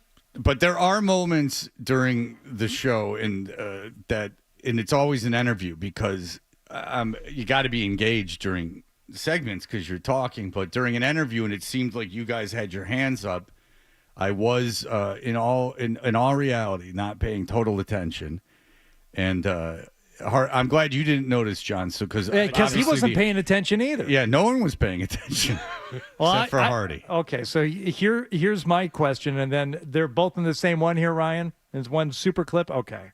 Rodgers has just seen so much football. I guess I wouldn't try and confuse him as much, Alex, as I would just try and get him, moving and get him moving his feet because he can't move like he used to, and see if you can disrupt him that way. Okay.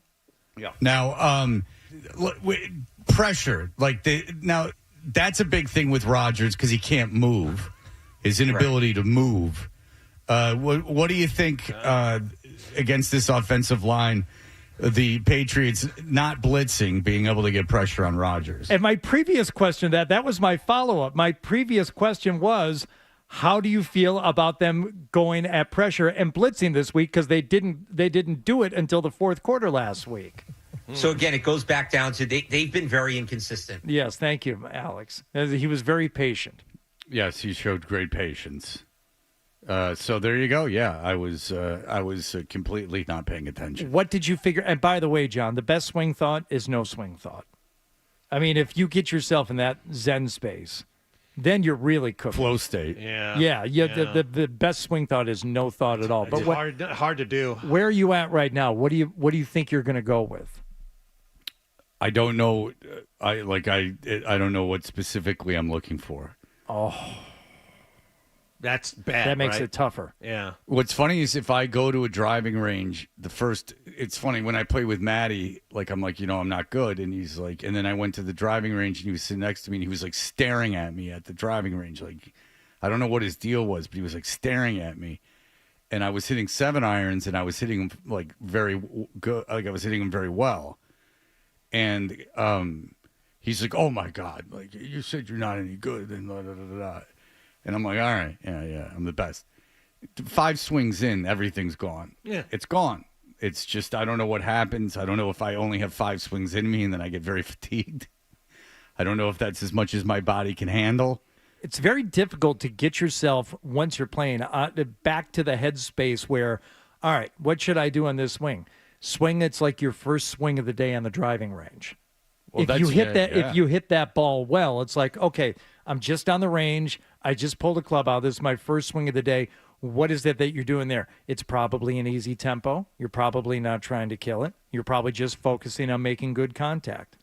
That sounds a lot like when when I went in high school and I'm having panic attacks to the therapist and she's like, oh, well, when you're having those, just push the thought out of your head. And I went, aha. That is why you have the degree, my dear. What incredible advice. How many years of college did you go? Because, this whole time I'm having these panic attacks, these awful panic attacks. What I've been doing is going, I keep thinking, Fred. I keep going. This is what you want to be doing. No, see, I'm here because I can't control them, and I need advice from someone who has helped other people control them. She gave me a very like a very elementary meditation thing, and she didn't even go think of your thoughts as clouds and that you are not your thoughts, not even that, which is difficult enough to conceptualize. She just said, "Oh yeah, just push your," and then I went to my mom in the car. I'm like, "Yeah, the lady just said to push the thoughts out of my head," and she's like, "Yeah, you should." I'm like, "Oh, okay." When I have these bad thoughts, what do I do? Have you tried not thinking about it? And it's almost not even bad thoughts. It's just this encapsulating feeling of panic. It's not even it's hard to explain. It's not. You could be thinking about the same thing at any other time in your life and it not create it. It's not even necessarily something about thought. It's just a feeling of dread, something horrible is going to happen, but a feeling, not the thought. You're not I'm going to die. It's more I'm going to lose control because I can't control what's going on. So, yes, the first thing that one thinks is, I would like this to stop. It's it'd be if you broke your leg and you're yeah, don't think about it. Yeah, push that pain out of your mind. Well, I heard one guy that's very big on the internet now, and he's and he's not wrong, but it's just a ridiculous thing. He's even pain is a construct of thought, because when you're in pain, you're thinking this is never going to go away. And it's sure, but also the pain is happening. So it's that Sam Harris is the guy who said that. And that's a little obtuse. Well, Dalton said pain don't hurt. Mm. Yeah. Did you ever think about that? The Tao of Dalton, as many people have. He was a very spiritual man, a very grounded man. You know what did you see the scene? It was smoked like a chimney. It was an extra cut from Roadhouse. Is that they had a montage of him just going out in front of the bar with his shoes off and standing to ground himself, to improve his atoms. Grounding on the gravel lot of the Double Deuce? Yeah, before he would fight, because he had to repair his atoms, which only standing on bare ground can do. So, I mean, if that don't prove it, I don't know what does. He also says, improve an atom don't hurt. It helps. Stand on that dirt. And then in Roadhouse 3, it's him with just a school of little Roadhouse kids. And he's teaching them how to Roadhouse. And they start every day just standing on the dirt barefoot. Did anyone watch the Jake Gyllenhaal? No. I did. And? It's fine. Fine to a 5 or a 4 out of 10. You know what I mean? It's unnecessary. It's not something that should be consumed because it's entirely unnecessary. Roadhouse, Roadhouse works because it's dumb and they made it on purpose. Roadhouse, trying to make it a better movie, which is what I take it they did. All I saw was Jake Gyllenhaal got ripped doing it, yes, to do it. Yes. So, and Jake Gyllenhaal is a great actor, but the thing is that Roadhouse, the whole point of Roadhouse is that they made it to be a good movie, and it's so dumb that it's entertaining. You can't recreate that. That's what they actually went for. But you can't. The fight scenes with Conor McGregor were fine. And then he goes and assaults everyone off set. Yeah. But the thing is that that just doesn't need to be remade. Sure. I'm not saying remakes are never good, because a lot of them are great. No one was clamoring for it. There's no reason to move it to South Florida. When you hit lightning in a bottle and a movie was made to be good, but it's so bad it's good, just don't make it again. You're not going to. And I don't think that was Hardy didn't see it. I didn't see it. That didn't seem like something when Happy Gilmore 2's got 5 billion streams. I don't think Roadhouse did that. No. All right. No. No, thank you, Dan. All right. When we come back, Stephen A. Smith is in soap operas, and Jason Whitlock loves ladies, and he gets them all. All right. We'll have that for you in just a moment.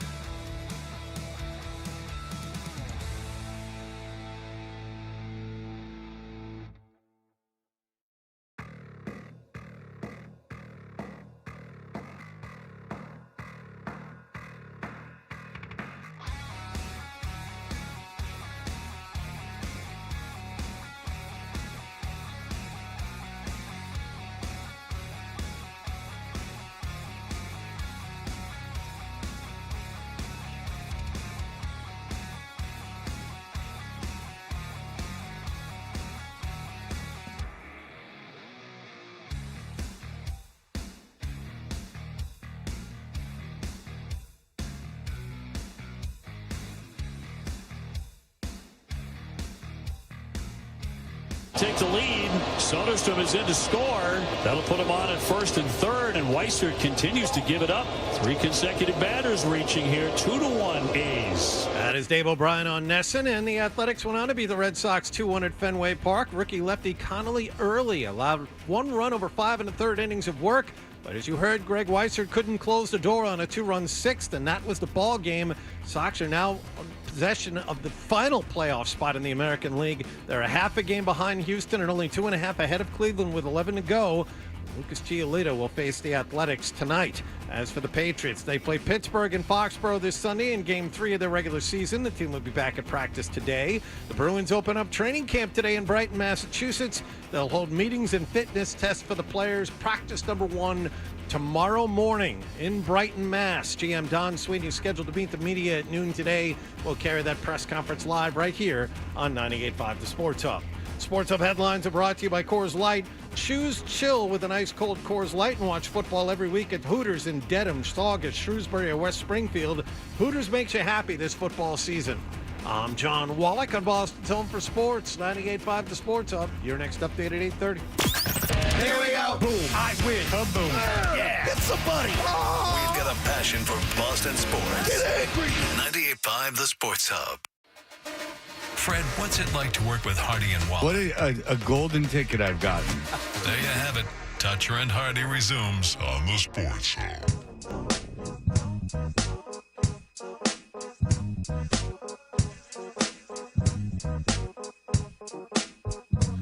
All right. A lot is going on, especially on YouTube, where you can watch us. And by the way, in the 9 o'clock hour, we'll have more Patriots tickets to give away, which is turning out to be an interesting game against the Pittsburgh Steelers. Very interesting. All right. Good broadcast team this week, too. Yeah, who? Oh, Iron Eagle. We're having Iron Eagle on at 9. I should know that. All right. So, ESPN, speaking of things I don't know, ESPN, a lady is leaving ESPN. She's a lady, and she's leaving.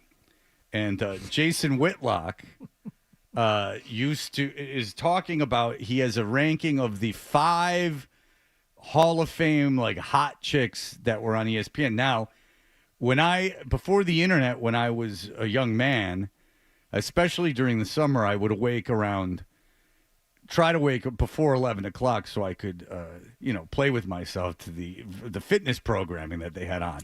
Kiana Tom. Because then if that didn't happen, then it was the talk show from the lady from the Carol Burnett show, which I would have to use, Vicki Lawrence. Right.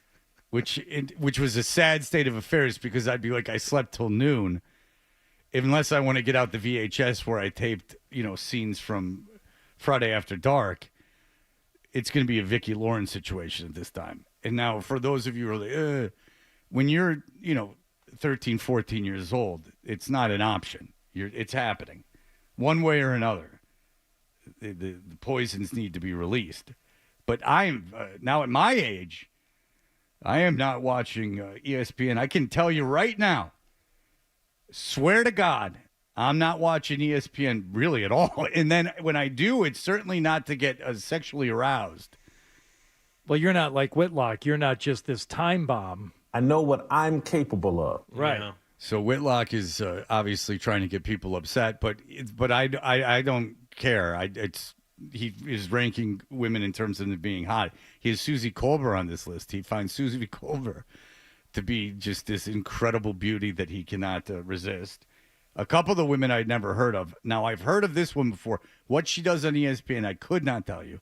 But here is what he is saying about her. With the announcement that Molly Karam is stepping away from First Take, I think it's now the appropriate time to talk about her first ballot induction into the Sports Eye Candy Hall of Fame. Now, he's got quite a full bar, and he's sitting in front of it, and he's really...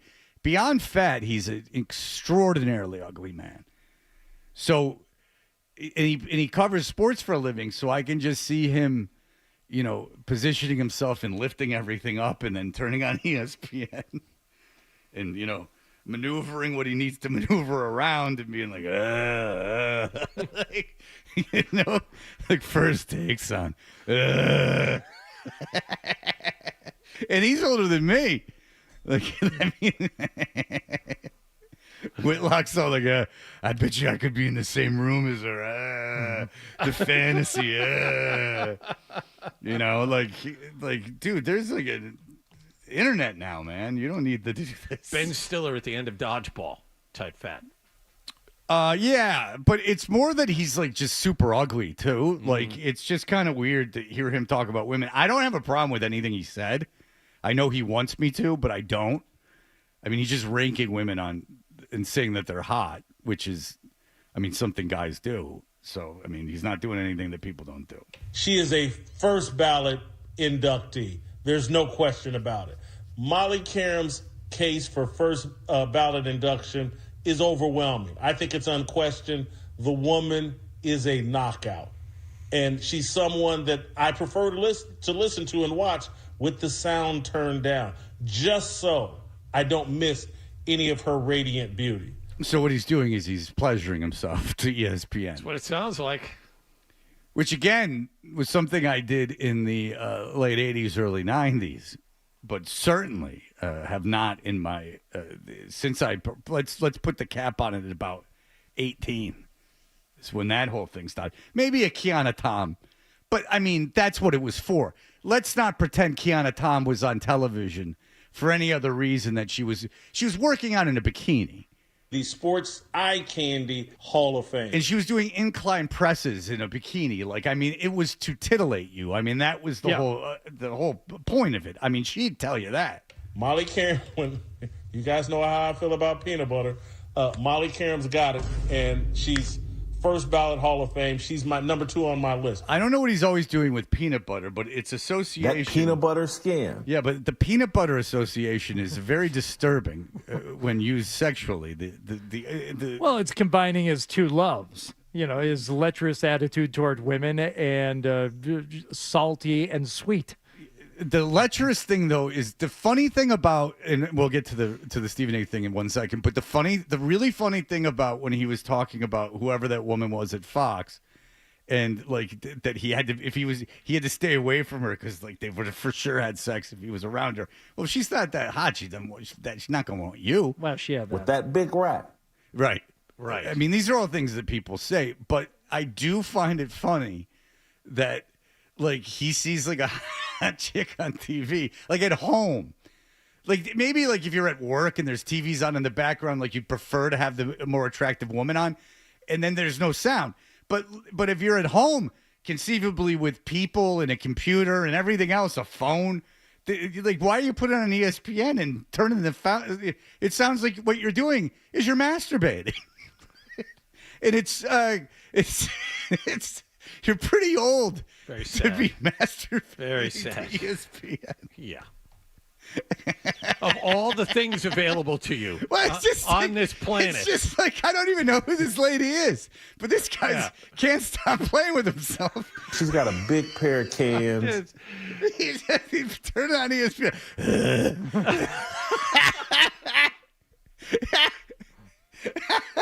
Can you think if you had a friend, it's 10 o'clock in the morning, he gets like in an easy chair. Look at her, she's in a pantsuit today. Get out of here. What the hell's wrong with you? Yeah, that's funny. All right, that's pretty funny.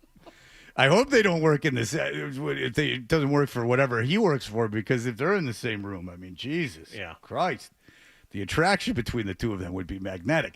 But I know what I'm capable of. I don't know anything about Whitlock or what he does, but I do love Stephen A. Smith. And Stephen A. Smith, it turns out that you might know this, but I don't think any of us did. This escaped my attention, and apparently people have known about this. And much like Danny Trejo, he has started his acting career in soap opera. That's right, on a show called General Hospital. Now, did you ever watch a soap? No. Okay, in college I got... No, I was too busy watching Sportscast. I got hooked on Young and the Restless in college. Yeah. That lasted for a little while. But there are people who still watch soap operas, apparently, like General Hospital. And Stephen A. Smith has been on for some time. Now, would you like to hear some of Stephen A. Smith acting on General Hospital. I would certainly love to. I'm a big fan. All right, here we go. Sorry to interrupt. No, just so you know, he's walked into a hospital room where somebody is. This hospital. Ooh, who appears to be in bed? Are there two other people in the room, in the hospital room? There's one person in bed and there's another person That's in there correct. too? There's a gentleman in bed who Stephen A. Smith's character is in the employ of, and there is a nurse that is about to administer something nefarious to the patient. See, when Stephen A. Smith talks about women and big asses and stuff, I actually see him like getting laid. I don't see him feverishly masturbating to basic television. He's also working at 10 in the morning. So Well, yeah, but I just see him like actually having sex, Yeah. like not like just going. He's get my grabber so the cleans. I guess when you're stuck to a chair 12 hours a day, your options are limited. All right, here we go. Sorry to interrupt. I'm gonna need to see some ID. ID. Now. Of course.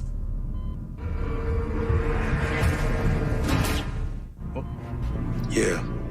I got a body here you guys might be interested in. So apparently they shoot people on soap operas. He shot the person because they reached for their ID, pulled out a gun. He shot the person first. Well, I'll tell you, it's a very 90210 sounding score to a very ominous and loud score to the movie. Yes. Okay. All right. Now this is him in kind of a suggestive conversation with a woman. Yes. You're a known associate of Sonny Corinthos. I'm aware of your skill set, and I know you can be discreet. Seem to know a lot about me. Oh, well, we have a file. So glad you went through the trouble. What's in the file? That's classified. Good stuff usually is. So, what's the mission? Should I choose to accept it? Is this a love scene? Well, he wants it to be. He's some kind of like secret agent, like some kind of. Yeah, this is all ripped off. This is all dime store arm in the fall stuff. Some kind of an operative. Rocky Suarez is the alpha. From what I've been able to divine, Hardy, he is the muscle for a gangster type character in the show. So now he's being this woman is some mayor's assistant who wants to kind of make him into a double agent, and of course his character is more interested in flirting than anything else. Well, he's a 90-pound enforcer. Right, very handsome man. If anyone needs protection in an elementary school, he's there. So he can act. Okay, Stephen A. can act. So I thought, what would it be like if we inserted Stephen A. into other scenes and see how he fares with other actors outside of soap opera actors or daytime dramas, as they are called. Get him out of the minors and into the majors. Right. Yeah. So using some Stephen A. audio from this and other places, here's the scene, and you boys can see if you can identify the scene in the movie from which it comes. Are you ready? Yeah. All right, here we go. Hello. I love that stuff. Been drinking it for years. You know, I heard they recently decided to add more hops to it. I'm gonna need to see some ID. Really? ID. Now. Makes me feel young again.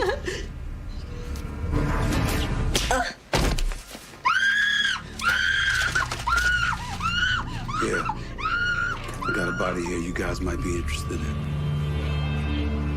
Now that is Stephen A. Smith appearing in what film? Well, could be no sequel, as I don't believe there has been. That's McLovin. That is right. He murdered McLovin. Oh, there you go. Have you ever seen the auditions when McLovin got the role? No, I haven't. Oh, Jonah Hill hates him. Oh, really? Oh, he hates him. Visibly hates him. Whoa. Yeah, because he's getting all the laughs. And he's like, this guy's not an actor. And like, oh, yeah, it's pretty funny. It's on YouTube. I would watch that. Oh, you watch it. Just to see Jonah Hill, who I think is kind of come into his own a little bit, but I think was very sensitive, maybe not easy to work with early on. No, apparently really not easy to work with. But now when he does GQ, they said the things you can't live without, and one of them is his gi. Yes. There it is. All right, here's another Stephen A. Smith inserted into a film. See if you can identify. And really, it's seamless. Just take random Stephen A. and he just fits right in here. Jack, I'm ready to shoot. Cameras are rolling. I'm ready now. It's got to be now. Excuse me? I'm ready to shoot now. Like, it's ready. I want to let's go. Freaky dicky stop! I want to who's it going to be? Oh my God. Who do you want to start me or him? Oh Lord. I didn't do anything to you. I'm an actor, man. I'm a real actor. She's a porn star. You're not the boss of me. Are you the king, huh? Yes. I want to it's my big so everybody get ready now. I guess he might be the horniest man in America, huh? Wow. This Stephen A. Smith appearing in what film? Well, Paul Thomas Anderson's original choice for the Burt Reynolds role in Boogie Nights. Wow. Brad, 2 for 2. Well done. These are very difficult. Seamless. All right, one final scene here with Stephen A. Smith. See if you can identify this film. I'm not through with my examination. Sit down. Yeah, I can do that. Colonel, the 6 a.m. flight was the first one off the base? Yeah. There wasn't a flight that left 7 hours earlier and landed at Andrews Air Force Base at 2 a.m.? The answer is no! If you gave an order, then why would Santiago be in danger? Your arguments continue to get worse by the minute. Did you order the code red? What a crime! What a crime! Colonel Jessup, did you order the code red? Did you order the code red? I must confess, I'm not gonna deny Somebody got to tell the truth. Yes. I'm a bottom feeder. Wow. Whoa. That wasn't even what it wasn't even asked about it. Accused of, but he decided to admit anyway. In what film? Oh, well, that would be, of course, Philadelphia. No, that's A Few Good Men, of course. Yeah, very good. As Colonel Nathan Jessup. That's like if Richard Pryor got the role. It was a Gene Wilder was the lawyer and Richard Pryor was the defendant. Oh. All right. Well, that's actually very seamless. Good. Very good. I enjoyed that very much. Perhaps we could do that again some other time this fall. Between the two of them, Whitlock and Stephen A. Smith. Now, Stephen A. Smith, I like. Whitlock, I'm pretty unaware of. Alphabet soldier. But he was talking of the women, and he was just. The woman is a knockout. Yeah, that's fine. I don't take any. That's great. She is a first ballot inductee. But it is like a girl's hot on TV, and I don't know if you just stop the TV and just sit. Like I'm not of the school of like men don't find women attractive and like oh no like don't say it like which is what he wants you to do. But I do find it odd. Why do you need plastic sheets, sir? I don't understand. I know what I'm capable of. That's right. It's very hard to get up in the middle of the night. All right. We will be back in just a moment. Ryan Johnston, as it is the first day of Bruins camp. It is that time of year, and we will have that for you in just a moment. Stay tuned for more Touch.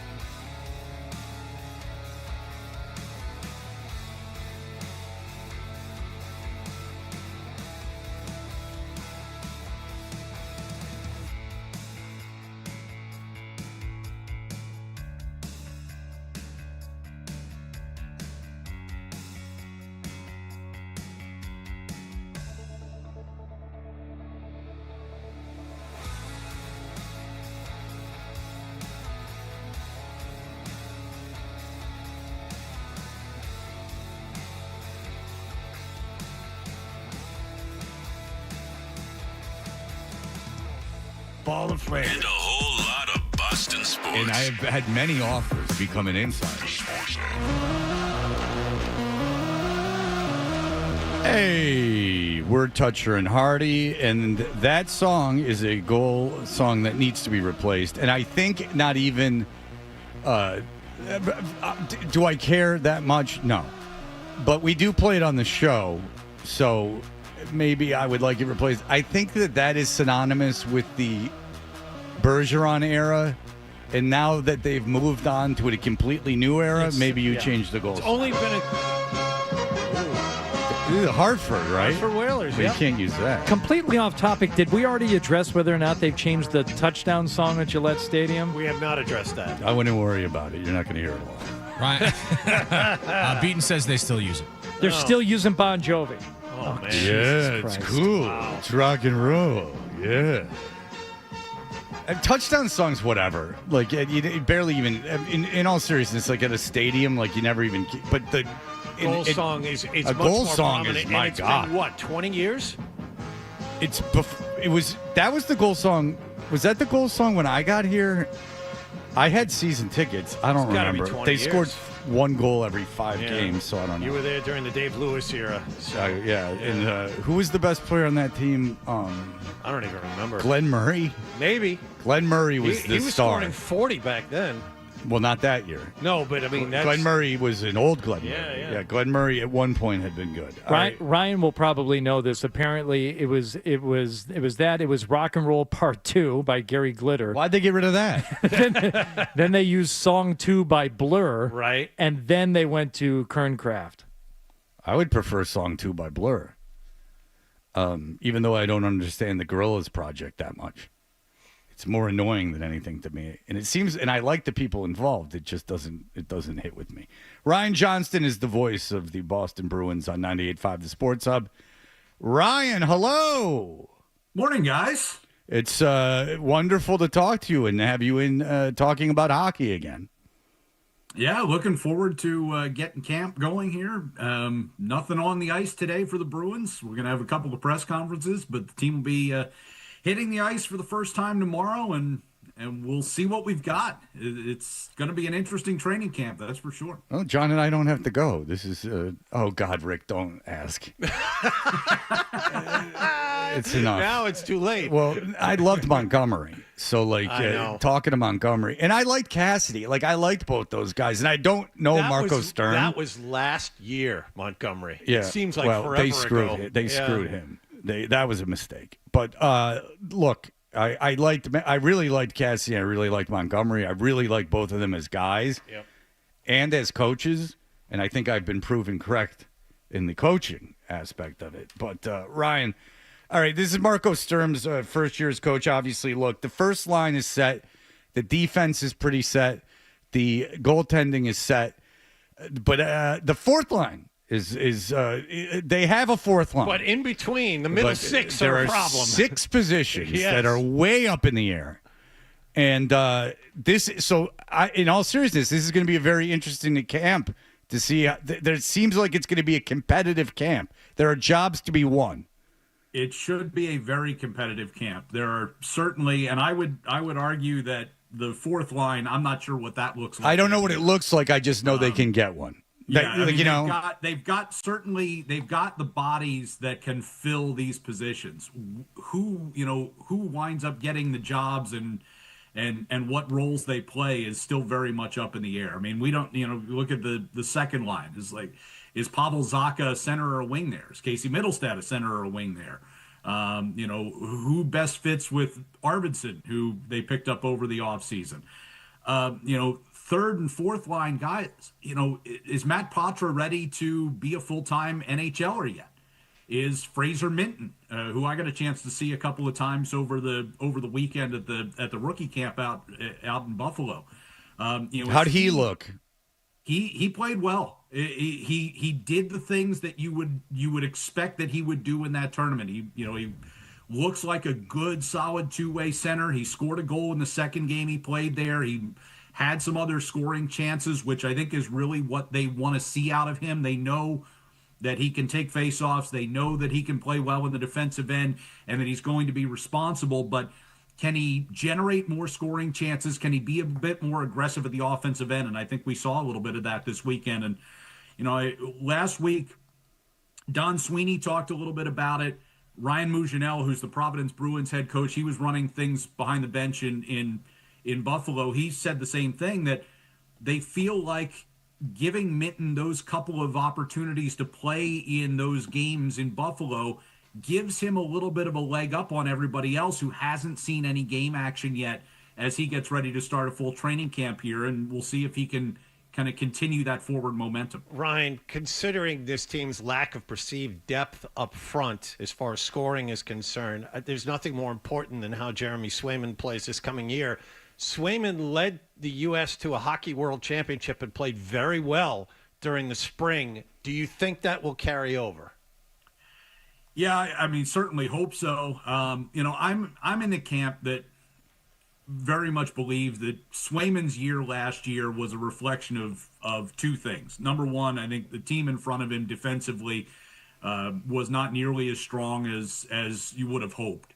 And then number two, obviously, he missed all of training camp last year. It was really a tough way to start off the season, especially with the added weight that he was going to get as far as playing time, and then the added pressure that comes along with being a highly paid goaltender like that. And so I think, it certainly was not ideal in any way, shape, or form for him. As you said, I think by the end of the year, he was playing better than he had earlier in the year. And then when he went to the World Championships, he was tremendous. I mean, the goals against was, I think, around 1.7. He had a couple of shutouts in 7 starts.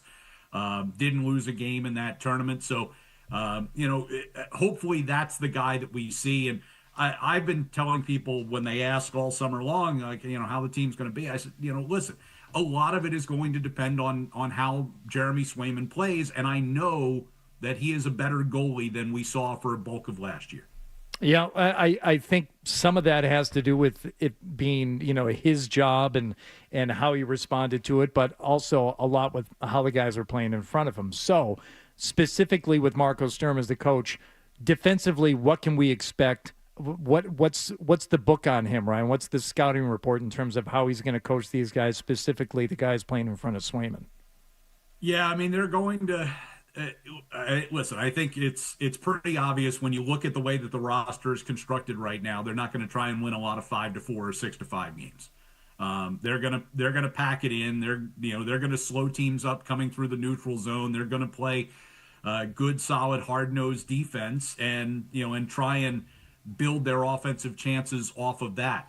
How different it's going to look, I think we're going to get a good look at it, because Marco has talked a little bit about that at his introductory press conference, and when I've seen him interviewed here over the course of the last couple of months, but he hasn't revealed too much about what they're going to do. So I think we're kind of all waiting to see. In fact, I asked Fraser Minton when I was talking to him over the weekend. I said, how different is it going to be kind of getting used to the new system? And he said, I'll tell you when we get to camp, because I don't really, haven't really had that conversation yet about what the new system's really going to be. So I think the players are going to get, a crash course in it here over the next couple of weeks. If you put a gun to Don Sweeney's head today at his press conference and forced him to reveal his expectations for this season, what do you think he would say? He believes that this can and certainly should be a playoff contending team. You always throw the caveat in there, and I think he did when he met the press at the Bruins Foundation golf tournament last week. He said, if we're reasonably healthy, he thinks that this is a playoff team, and I would tend to agree. I think if they play the style of hockey that we're expecting them to play, and there's a lot of ifs in this sentence, but if Pasternak and Geeky and Lindholm, it can be a true top line and put up good numbers. If Swayman plays to his level, if McAvoy and Hampus Lindholm stay healthy, then yeah, I think this is a playoff team. I don't think it's going to be easy. I don't think that they're, sitting here on day one of camp, envisioning lifting the Stanley Cup, but we'll kind of see how things come together as they do. But I would tend to agree that this team can compete with the better teams in the league and try and get into a playoff spot, which would certainly be a hell of an improvement from where we were, back in last spring. Yeah, I mean, we definitely need it. It's they had their tank season, they had their trade at the deadline season, and it would be nice if they're in the conversation. You'd like to think we're at the bottom of the bell curve going north at this point. Well, I would hope so, but but that would require the moves that they made in free agency over the offseason pan out. And that's what kids to play well, like Minton, for example, that kind of thing. Right, but I have patience with like kids. Right, like I have patience with the rebuilding of the youth of this team. Like that's going to require that, and that means but at some point, Fred, you're going to need some of those guys to pop. Well, no, I know, but I have a little more patience for that. One of the frustrating things about last year, as there were a lot of frustrating things, but you go back to last year's training camp, and people were hoping that Fabian Weisel or Georgi Merkulov or guys like that, would be ready to take the next step. And when you saw them play in preseason games, there wasn't a lot there. They didn't stand out at all. And that's their opportunity. And, then those guys would get opportunities here and there during the regular season. And again, it didn't feel like there was anything substantive that you were getting out of those opportunities. And so that's, when you talk about Minton or Patra, Weisel certainly is back in that department again. You've got this guy, Matej Blumel, who, was a 39 goal scorer in the American Hockey League with Dallas last year and, was knocking on the door, hopefully, of an NHL spot. What is he and where does he fit in all of this, right? You need one or two of those guys to assert themselves in training camp and say, I deserve an NHL job, and they really never got that last year. Well, Lizell, yeah, but they traded everything away. So these guys, the youngsters that they're asking help from, at least last season, were the cupboard was bare. So like, when was everywhere else taken? I mean, like in terms of like major prospects. Like they're building that back up. I mean, they were a disaster. You saw it, Ryan. I mean, they had, if not the second worst minor league system in hockey. So that's just what I'm talking about with a little more patience. Yes, Lizell was a high enough pick and has enough upside where he should be contributing. But like, soon, what do you like? If a guy's a 4th round pick, and I don't know. I just have a little more patience with that. But it is going to be interesting to see who pops out of the kids, and also the free agency moves and how those affect, because those were widely maligned. So we'll see how that goes. They were not liked, as you know, Ryan, in the hockey community. A lot of them were put down. But what are you going to do? All right, Ryan. Well, listen, when do you start calling games again? Our first broadcast is going to be the second preseason game. I think it is a week from yesterday, down at MSG against the Rangers. Oh. They have a game on Sunday, but because of the conflict with the Pats, we're not going to do that one. Oh, they should put it on. Yeah, so we'll get going, and we're doing the other 5 preseason games. So starting next Tuesday night. I don't know why they don't want to put you up against the Patriots regular season game. I don't know. We can't steal all Associate and Zolak's ratings. Yeah, it's true. It would be a bad look for the Patriots. Have everybody tuning over to country to check out the preseason game against the Pats. I'll tell you, that country studio is pumping.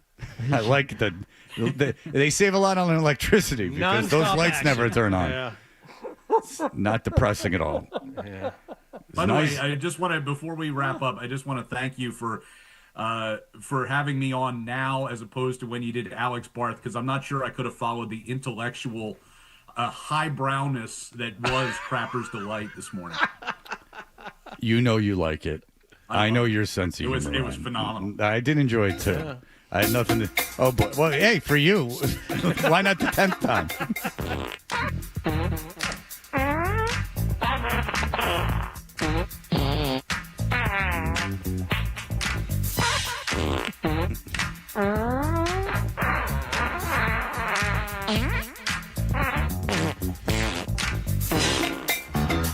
Again, that is Ira Glass produced that, and we have borrowed it with permission from NPR. All right, Ryan, thank you so much. Can't wait to hear you guys again. Can't wait for hockey to get going again.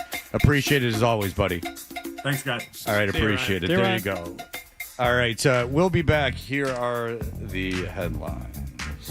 Sports Hub headlines. Presented by Celsius Energy Drinks. Red Sox lost to the Athletics last night 2-1 at Fenway Park in the opener of a 3-game series. Red Sox now possessors of the third and final wild card in the American League. They're only 2.5 games up on Cleveland with 11 games still to go. They'll play the Athletics again at Fenway Park tonight. As for the Patriots, they'll be back at practice this afternoon. They play Pittsburgh and Foxborough this Sunday. And the Bruins, as we were just talking about, open up training camp today in Brighton, Massachusetts. Don Sweeney will meet the media at noon today. That's a press conference we will carry live here on your flagship radio station for the Bruins, 98.5 The Sports Hub. Sports Hub headlines are brought to you by Dr. Matthew Loprestine, Lettered Hair Transplant Associates, the hair doctor of Hardy, Tuukka Rask, and Charlie McAvoy. Call 1-800-GET-HAIR for your free consultation. I'm John Wallach at Boston's Home for Sports, 98.5 The Sports Hub. Your next update at 9 o'clock. More.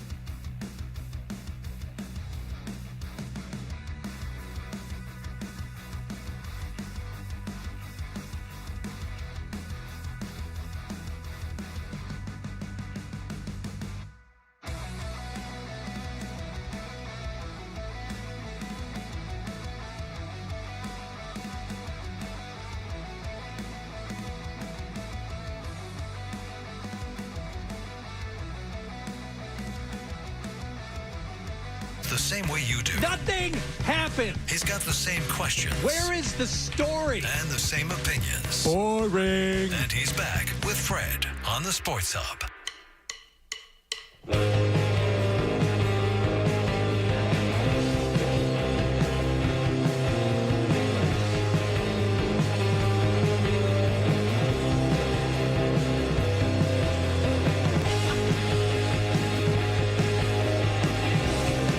This is an interesting through line that we've been talking about for a while. So Tom Brady, there was a lot of outrage from a lot of people that he was, a Fox analyst that is going into, teams' facilities and, talking to coaches and stuff like that. And then now, not only does he own the Vegas Raiders, but he, was in the booth with like a headset on, like up there with the coordinators or what have you, the coachings. And I don't know if they didn't think he'd be seen or what really the gig was, but I kind of know why he did it, and I'll explain. Then Pablo Torre comes out and he says, hey, Steve Ballmer paid $50 million to Kawhi Leonard, and they circumvented the cap, and it's essentially like paying players. It's something that if I was another owner with the implications of the tax aprons, and you just saw everything the Celtics had to do to cut salary to avoid these aprons, Sure. It's a big deal. Now, we've discussed this, and it was actually Hardy that brought it up. Now, you can get in trouble for saying things now. For a long time, it was the woke thing. They were getting you fired from your job. But now, very quickly, it's almost nostalgic.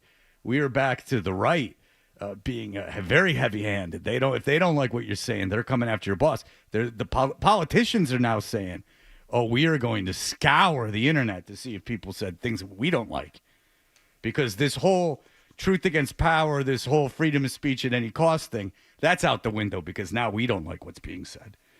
So, but that hypocrisy doesn't seem to matter to anyone. So you had this woke thing that everyone was speaking against, and it was getting everyone fired, which was a huge pain in the ass. And now in just like a week's time, that's pivoted. And now even the government is saying, free speech be damned. I know we ran on that. But now we're going to meticulously go through things and get everyone fired, which is asinine. Well, it's just asinine. Like, why doesn't anyone just stop going through everyone's crap and just let it be?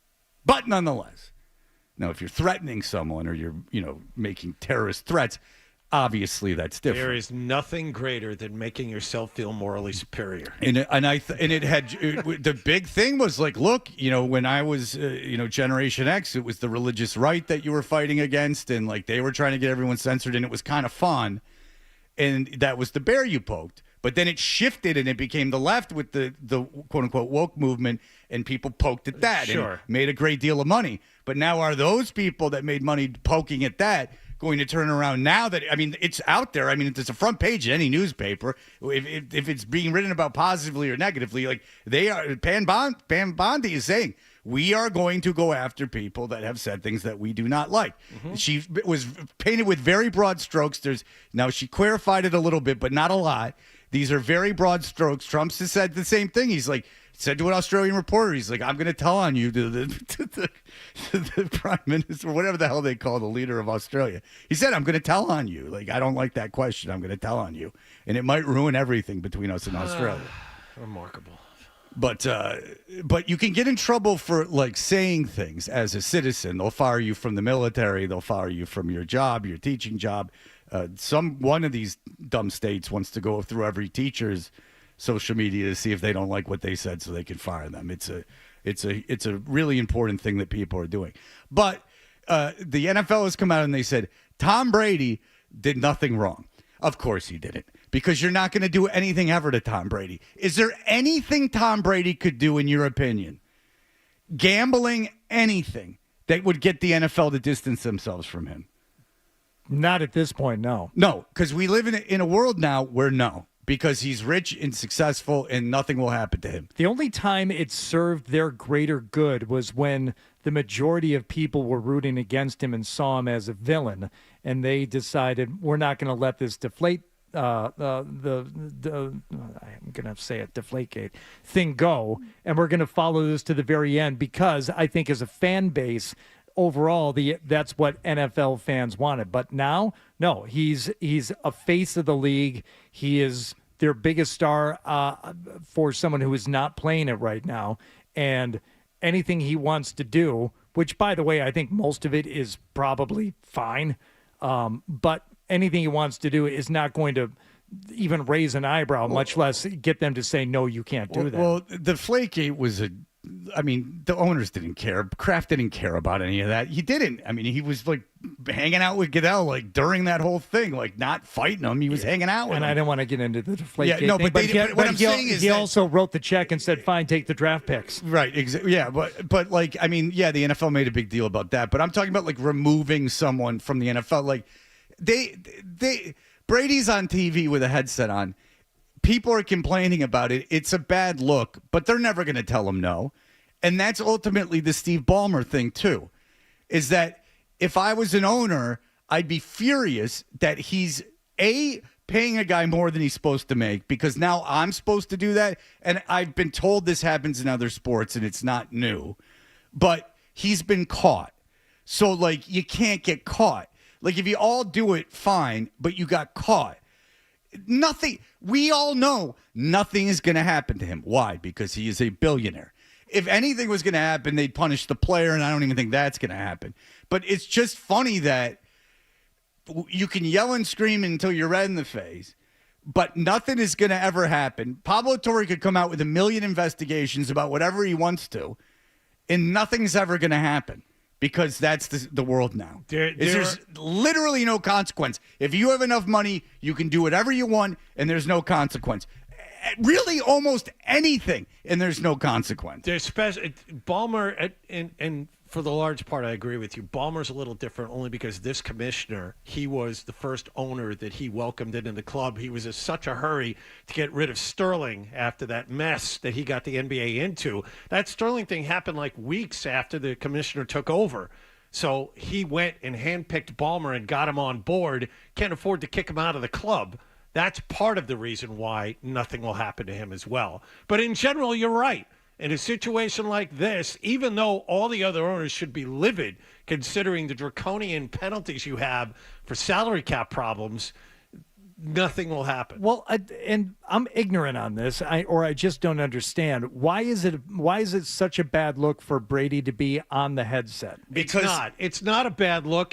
He's not influencing the game. There's no competitive advantage by him being there. The thing that other owners should be upset about is his broadcasting stuff. That's what they should be. Well, upset no, it's about. the broadcasting stuff in that he's not partial, that he's not impartial to that, and also that he gets to go into those places and see what's going on. I would just say, what information is he gleaning that couldn't be just relayed to him by someone else?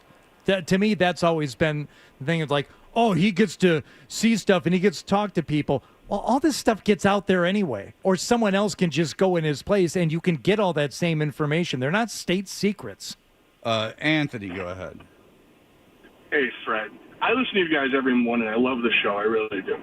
But I had one thing that you said that just kind of went across my butt a little bit, was the woke thing. Like people, they were getting people fired for being woke or whatever it was, and now people are, getting other people fired for things they post online. Absolutely and justifiably so. When someone says men don't belong in women's bathrooms, that's not a reason to fire someone. But that's what people were being fired for. When you celebrate the death of somebody, encouraging civil discourse and just having a conversation, someone who never did a violent act, someone who never hurt anybody, and you're cheering for that person's death, you absolutely deserve to be fired. Okay, because you care about that. But if someone has like a trans kid and people are going against trans people, that's important to them. Kids, though, Fred. All right, I'm not getting into a debate about it. It's a not debatable fact that people are being fired for things they are saying online. Now, you don't like what they're saying, and I might not like what they're saying, But it's happening. And people were being fired for things they said online before, and you liked what they were saying, and so you didn't care. So that's the difference. This upsets you, so you don't like it, so you want the people fired. And the businesses have every right to fire them. But you're not saying anything that I didn't say. You didn't like it, so you want it fired. That's the same thing. People didn't like the woke stuff. They didn't like what you were saying. And so people were getting fired. You don't like it. You like it. It doesn't really matter. That's not free speech. You like it, they shouldn't be fired. You don't like it, they should be fired. That's the bottom line. That's not the issue. The issue is that if people say things that people don't agree with or find disgusting, that was considered not a reason to be fired. And now it is. And that's just the way it is. And there's no debating that. That is a fact. All right, we'll be back in just a moment. You're listening to Toucher.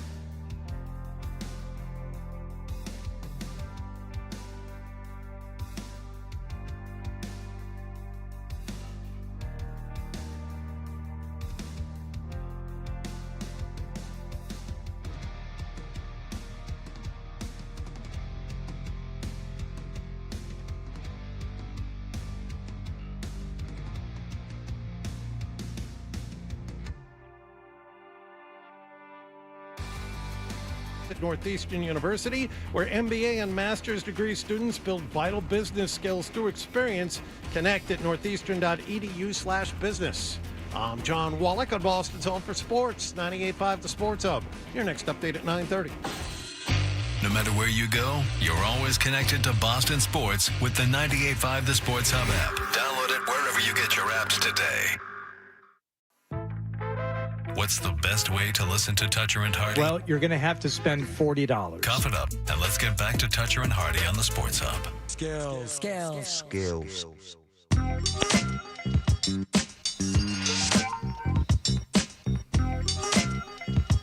Hey, we're Toucher and Hardy. You can watch us on YouTube. Subscribe to 98.5 The Sports Hub on YouTube. Iron Eagle. Look at us. Look at the Patriots. Or the city of Boston, where, the Boston metro area where we live, New England. That's why I refer to it as us. Look at us as consumers. We're getting a real play-by-play crew. Legend. We're getting... I am a Jets fan, so as you know, and I lived in Detroit. I grew up in Detroit. I am used to the very, very, very bottom of the barrel. So I see this often, but this is a very new experience here in New England. Yeah. So it gets course corrected. In fact, the audio was off last week. I mean, it was off. Feel really bad for Andrew Catalan last weekend. Yeah, it wasn't even his fault. It was just right. It did the timing of the audio was off with the video. It was like a whole. That's thing. weird. Yeah, it was kind of weird. But Ian, we get you, the great Iron Eagle, who is doing the. He does the he does the Final Four. He does all these great events, and we get him for our humble New England Patriots home game. It's like being coronated. Ian. Welcome to the neighborhood, Ian. I got to tell you, guys, this is like a bizarro radio world that I feel like I'm entering. This was not the narrative for many, many years when I appeared on the program and the Patriots were winning championships and they were used to getting number one crews every single week. So I get it. I understand what you're saying. I know last year was rough. The year before that was rough. But it wasn't that long ago that you were the cream of the crop. You were it. Everybody wanted to be in Foxborough. So I understand your point, but I feel like I've been there a lot over the last 27 years. Okay, so here's my point. Ian, how old's your son? My son's 28. Okay, so your son, if he grew up here from the age of like 6 years old until he was like 24. Yeah, that's all he would know. It's all he would know. So you can only imagine the incredible crash I see. when that all goes away. So I'm not saying we have you on. You're kind enough to do the show, which I can't tell you how much I appreciate. But yeah, we have you on the show because you were calling these games. When that goes away, I mean, you don't know what you got till it's gone. No, I mean, you know what I'm saying? I get it. No, I get it. I mean, that probably is parallel with my youth. You get used to Jim J. Bullock on your TV screen. You go, oh, he's the best. He's the center square, baby. And then he's not there anymore. Then it's Shadow Stevens, and you're like, what the hell's going on? Or you could go what back. happened to Deborah Van Valkenburg? Why can't I get more of her? So I see your point. Do you know they asked Howard Stern to host? They did. They asked him to be the host of Hollywood Squares. Oh, man. Yes, and he was considering it, but he wanted it to be. This is Ian, you might think this is interesting. He wanted the squares to be not celebrities, but like weird people, which is a great idea. I can see that. But I'll take Beetlejuice to block. Exactly, exactly, and that would have been fantastic. But they I guess they were not up for it. They didn't. Hang the drum. Yes, that was the idea. Is that he wanted to have Hollywood Squares, but like I think he did Hollyweird Squares, but they asked him to host it.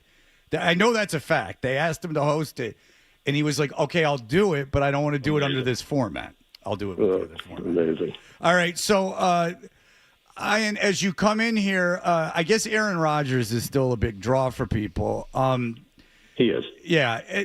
What have you made of him so far this season? I had to watch him last season, but this season he's been a little bit different. Yeah, we had them week one. We had that Steeler-Jets game week one. So I had our production meeting the day before at their hotel, and we sat with him probably 20 minutes, just reflecting on his experience with Tomlin, with the Steelers, where he's at in his life, and the joy that he's gotten playing for this franchise and the vibe around it. It was all really positive, and they went out and scored a bunch of touchdowns, but they couldn't stop anybody. The Jets, as we saw, gashed them on offense, and the Steelers found a way to win. Key turnover late. The guy that turned it over, Xavier Gibson, got cut 2 days later. So a lot happened in a short period of time. But the general feeling after week one was, okay, Steelers now have a little juice offensively. They can throw the ball. They're going to be a bit more prolific on that side of the ball. The defense will eventually get there because it's the Pittsburgh Steelers. And then week two, it didn't get there. And the defense still looked quite leaky, and the offense wasn't nearly as potent. And now here we are in week three, and I think people are still forming opinions on what this team is, and the flaws have been obvious, and they're not flaws that were expected. The defensive flaws certainly were not expected, and that's probably been one of the bigger surprises in the NFL so far in the young season. But Rodgers can still sling it. That's not an issue. Aaron Rodgers will be able to throw the football until he is in his 80s. I don't think that's ever going to be a problem. Movement, feel, and things that he could just do physically, he can't do anymore. But throwing the ball is still very much part of his repertoire. As you're describing the Steelers and what you've seen through a couple of weeks, for a moment there, you could have been talking about the Patriots and how the defense seems to be the one thing that they're going to hang their hats on, and there have been some flaws there. What else have you seen from the Patriots, surprising or not surprising, through the first couple of weeks? Well, probably the most promising thing is the fact that they may have figured it out on the offensive line. And to me, that's where you can at least say the framework of the team is being formed again. That was a huge issue at the end of the Belichick era, obviously last year, mixing and matching pieces that probably didn't fit together. And they made some rather large decisions in the draft to make sure that they were covered in that area. They addressed it in free agency. And so far, to me, that is very optimistic moving forward, that at the very least they feel as if they're going to be able to protect Drake May and allow him to do the things that he's capable of doing. And we've seen not just flashes of it.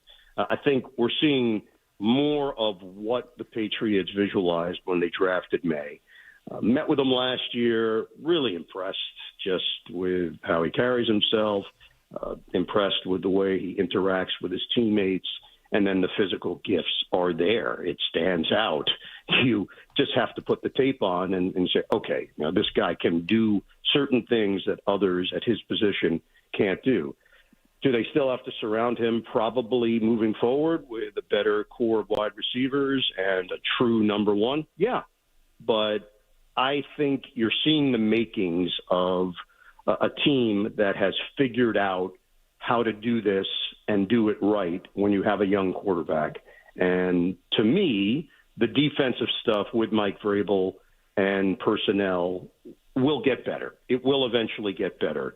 But you're right. The first 2 weeks have not been a great showing on that, and I think people probably expected a bit more, and the head coach probably expected a bit more. Talk more about Mike Vrabel. Obviously, you've been calling games for a while. You saw him while he was in Tennessee. What is your perception of him as he tries to kind of rebuild this franchise? Yeah, no nonsense, great command. You know, you sit in a production meeting with him. If you're not ready, he'll let you have it. You better be prepared. You better know what you're talking about. You better not just throw generic questions his way, because he'll just slap them out of the way. It's similar to what you'll see in a press conference setting with Mike. You got to be on your toes, which is great, to be perfectly frank. That's what you ask for. You want someone that is completely engaged in the moment, and that's who he is. He eats it, he breathes it, he lives it, and I do think he has the ability to go certain places with players that some coaches can't do. He can do it based on his resume, he can do it based on his comportment, and now he can do it based on the accomplishments. What he did in Tennessee was really impressive, and what I think he's going to do in New England will match it and surpass it. I only see success for him. He's the right man for the job. Do you see this as being an exciting game in that, I know I'm not asking you to sell it or undersell it, but in that it will be, you mentioned the Steelers defense I watched the entirety of the Jets-Steelers game, much to my, I loved the end of that. It was so good and so unlike the Jets. Yeah, but no PTSD whatsoever. No. It was It's fantastic. like a different present we get to unwrap. And then every what was Monday. great is that I went, they ran the ball so well against the Steelers. Buffalo is out 2 defensive run stoppers, and they can't stop the run. Let's bet heavily on the rushing totals for the Jets, and then they'll gain 5 yards total in the entire game. All right, and then Braylon Allen's going to score a touchdown. Oh, no, he'll carry the ball once on a 3rd and 25 where they hand it up the middle. All right, I invested in Braylon Allen this offseason, too. I'm like, they love him. You all right? It's such a disaster over there. Yeah, I feel like I'm living through with it with you. I'm experiencing the whole thing, literally step by step. What your thought process was, the cause and effect. Yeah, that was perfect. It's just. I feel so bad for my son. Is who I feel bad for. Who was living this for the first time. Like he gets actually sad, and I'm like, I gotta. You'll get used to it, my friend. All right. Come on, man. So, but this is a very basic question. I'm not asking you to sell it, undersell it, but both defenses being questionable, that can lead to like excitement. The big problem with the Patriots, aside from losing, was these were slogs. Like, I mean, the end of Belichick was a slog. Mayo was a slog. It seems like there is a bit of a chance for this to be a bit of maybe a little bit of a shootout, or what are you thinking? Yeah, it definitely would fit into that category. The thing that really struck me from year to year, NFL, when you do play-by-play, you create these charts, and that is information that lives, and some of that can live for the next year based on scouting reports, what have you. And I'm going over the chart that I'm working on for New England, and you realize on defense, you're like, oh, no, he's new. He's new. He's new. He's new. There are a lot of new faces on defense, and I do think, obviously, Christian Gonzalez has been a crusher because it's forced people into roles that they did not anticipate. And eventually I'd like to grade them and assess them based on this group forming some chemistry and being healthy and being whole. But as of right now, 2 weeks in, it's been rough sledding. But there are pieces in there. I'm a huge Robert Spillane guy. I do think Harold Landry is going to help them eventually. Chason has an ability to get to the quarterback. Carlton Davis has championship-level experience. So Milton Williams, obviously, what he did last year, what he did last week. So they're there. The pieces are there. Will it come together? Finding a way to win last week, though, to me, is a really good sign, because a year ago, you guys know this better than me, they don't win that game. They just don't. Oh, no. They don't win any of those types of games a year ago. And now at least you have a puncher's chance. You want a Spillane fact that we got from Andrew Callahan, who covers the team for the Boston Herald? Please. This is for your chart. Get a pen. Hold on, let me get. It's pencil. It's pencil. I like. Don't put anything in pen, my friend. Yep. That's very Taoist of you. All right, so here we go. Spillane has missed more tackles this year than he has tackles. That was from the mind of Andrew Callahan from the Boston Herald. Okay, probably not going to put that on my chart. Why would you say it? Why would you have to say it? Why wouldn't you just calmly go about your business? Okay, not even a fake. Not even that's great. Oh, well. Look at who's not working with Brady. Dumbass radio guy. What do you know? I got another stat for you, Ian. This one you'll be able to use. It has to do with the weight of a female ostrich. Now, I can't remember how it related to the football game, but Callahan was all about trying to trip us up. Shove that in. It was not the best two stats, one line. No. It was not. You know what? Maybe we'll just do a whole Andrew Callahan segment. It'll just be quote after quote after quote. No, he's not that interesting. It was just really that one thing. Maybe then just the two quotes. Yeah. I just wanted to give him credit because I know if he's listening, he'd be like, "You stole my fact." All right. Ian Eagle, I really do appreciate you coming on the show when you're doing the games. No, you're great, and I enjoy it. And I enjoy you referenced Jim J. Bullock. Just no, Too Close for Comfort is available. Wow. It's available whenever you need I feel like we're at a point now where at some point during our conversations, I must work in some type of 70s or 80s sitcom standout to keep our streak alive. It's just nice to know someone who's reached your level of success has the same amount of time spent wasted in front of a television. Rabbit holes. Like when I go down a Shirley Hemphill rabbit hole, you can't get me out. My friend. Same cultural sensibilities. Very much appreciated. Shirley Hemphill. Completely. We're stuck in a different era. There's no way she's still alive. I got to imagine. No. She passed. We lost her. You got to figure. She was very heavy. All right. Ian Eagle. It's going to be doing the play-by-play. Great way to end it. Great way to end my career. Oh, yeah, that'll get you. Someone with the bold take that Shirley Hemphill was overweight. Man, he had such a good run, and then he went to By the way, I used the term overweight. I don't think that's going to get you in much trouble. It's more of a fact than I wasn't mocking her. I was just saying. Fair enough.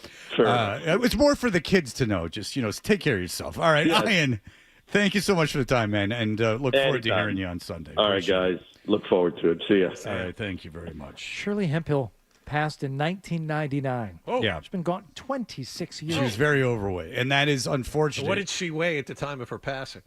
John. Oh. Here's the serious thing about it. So I'm listening to this book. It's about this restaurateur in New York. Okay, this will be very quick. He had a stroke. He wasn't overweight. He was in really good shape.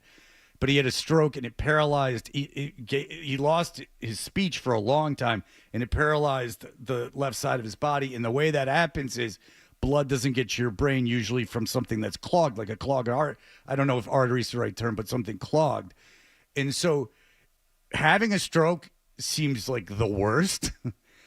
If you're really, really, really overweight, your chances of having a stroke are like infinitely higher than not having a stroke. That would scare me, and that scares me. Believe me, I'm no Adonis. I could stand to lose weight as well, but that I think is a good lesson. I thought because the way he describes his stroke, I don't want one. It doesn't. He tried to kill himself, but he did not succeed, and now he's doing better. So there you go. That's a little fact for you when we get out of here. All right, we'll have the email segment next.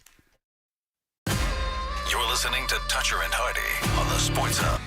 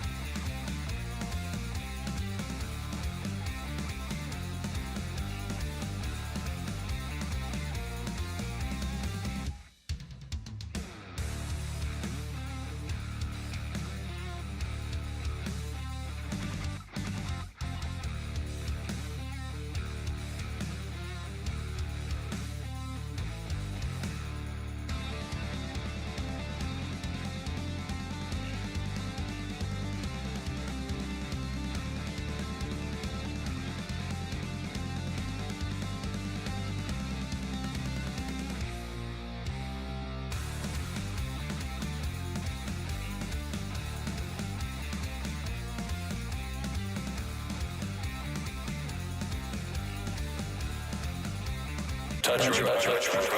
Because it's a thing. All right. You know what I'm talking about. Sure. No idea what you're talking about. Here's more of The Thing on the Sports Hub. You know, I got an idea for a bit. The email bit. We should do the email bit. It's a great idea.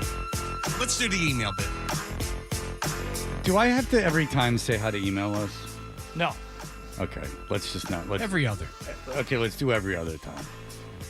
All right, you can email us. I like reading the emails. We really do appreciate all the people that email, even if it's negative. If it's sane, then negative comments can be constructive too. So, feel free to send those in. By the way, at the end of this segment at 9:40, we'll be giving away a pair of tickets to see the Steelers and Patriots this Sunday. I was talking about this in the realm of sports, but just basically how nothing's going to happen to Ballmer, nothing's going to happen to Brady for whatever's going on. Like, you can raise hell, but nothing's going on.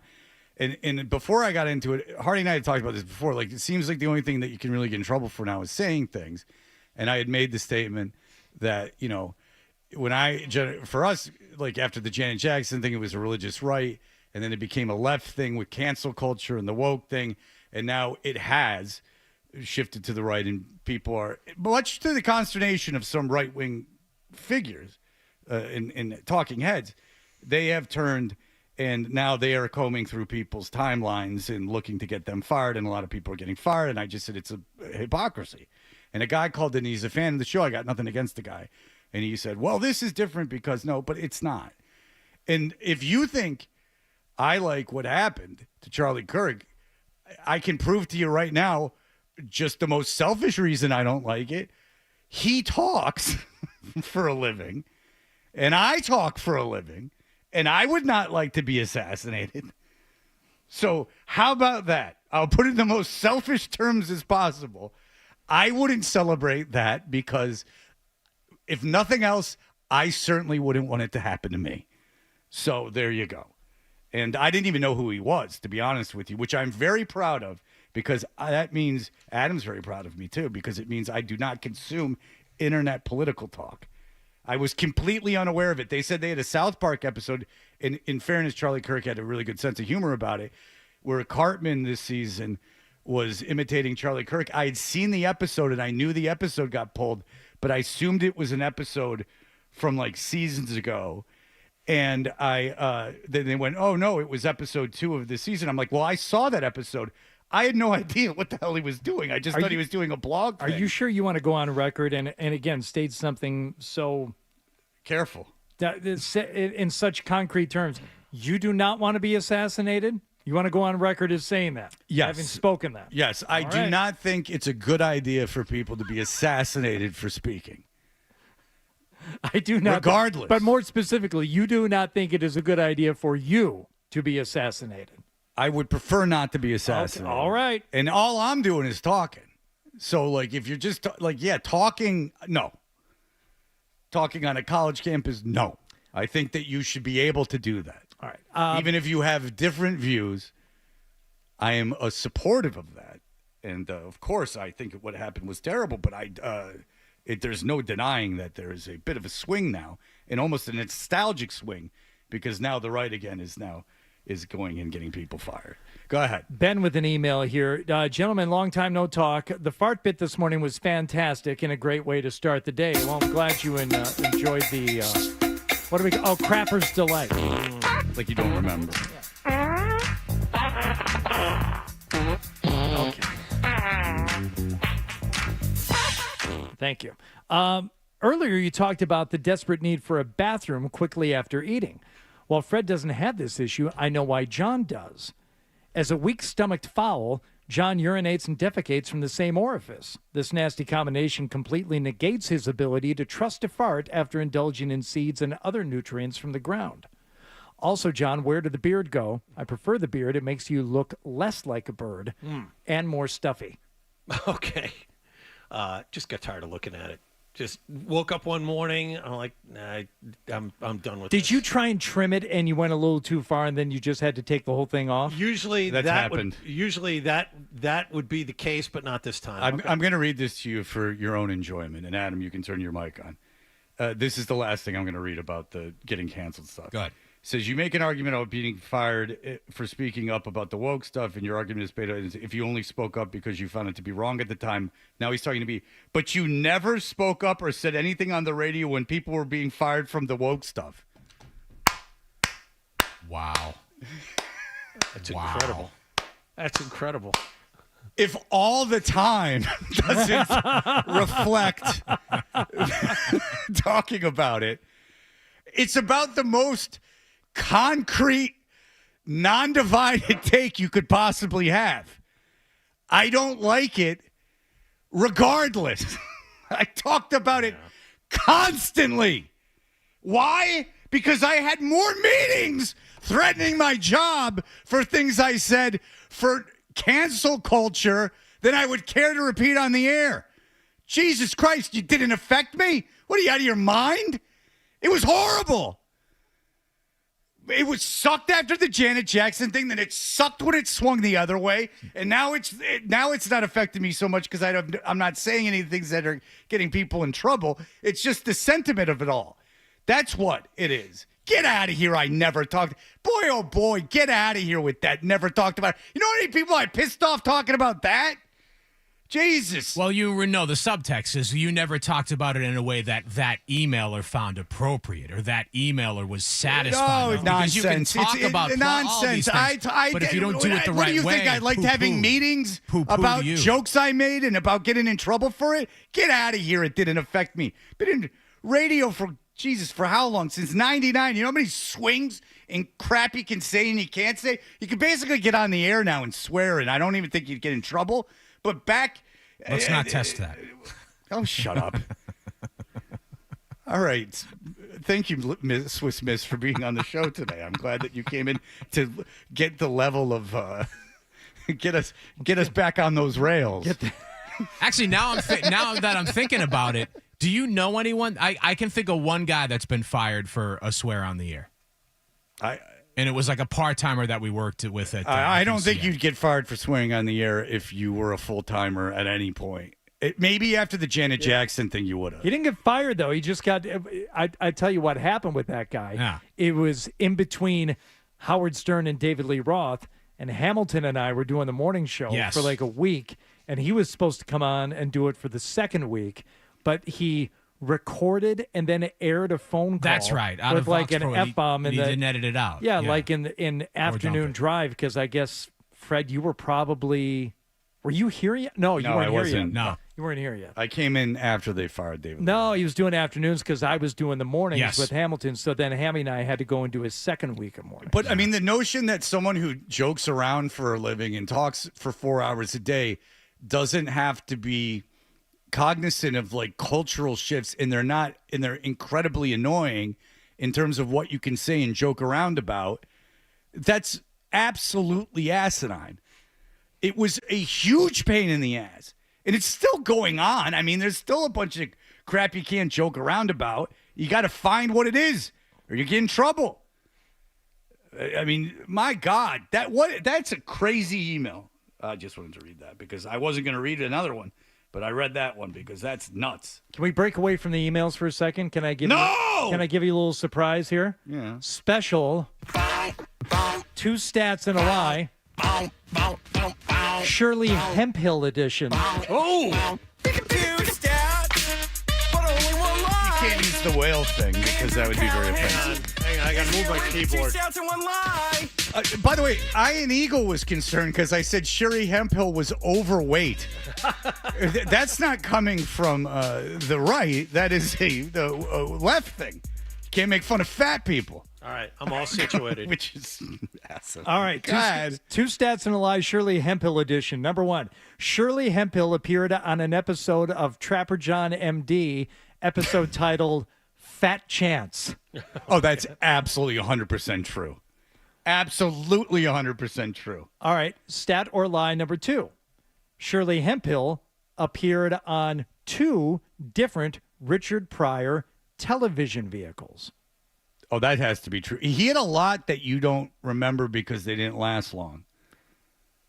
2 stats or lie number 3, Shirley Hemphill edition.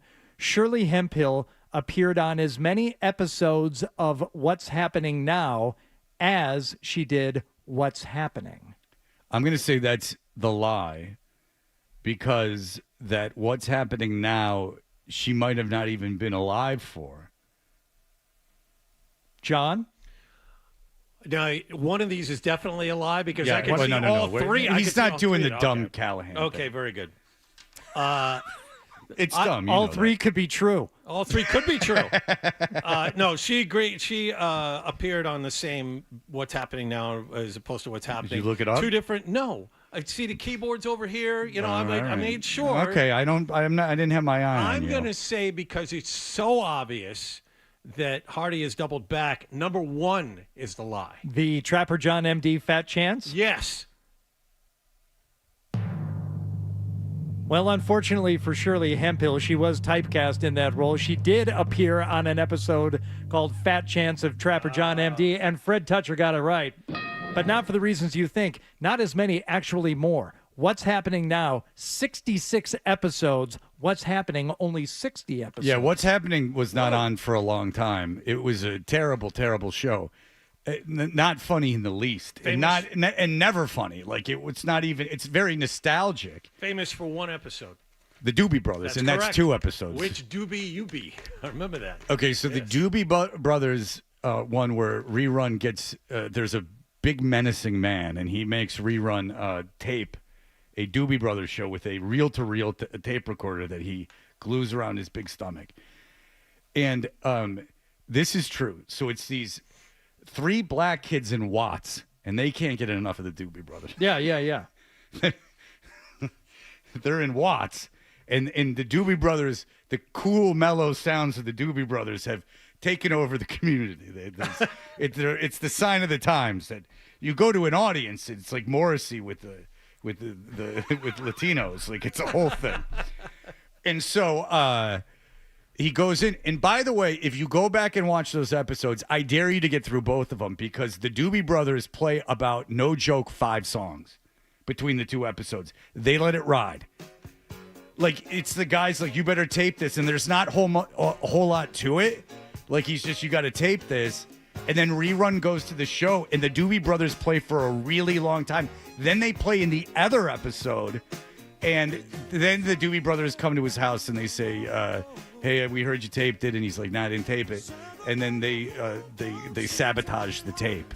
The idea was I paid all of this for some Rerun, of course, was eating popcorn the entire time. Yeah, to yeah. mess with the recordings. I can't believe I paid all that money for some fat kid eating popcorn.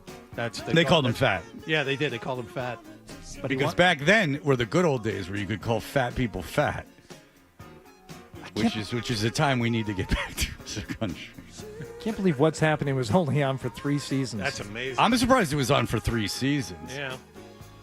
Just for something that we all watched and we all know of. No, I know. It was in syndication, which Forever. is, I mean, obviously Yeah. I don't remember it being on TV. That's a little before my time. Caller number 10 to the contest line, 617-931-0985. We'll score a pair of tickets to see the Patriots take on the Steelers this Sunday at Gillette Stadium. We'll be back in just a moment. Sports Hub headlines presented by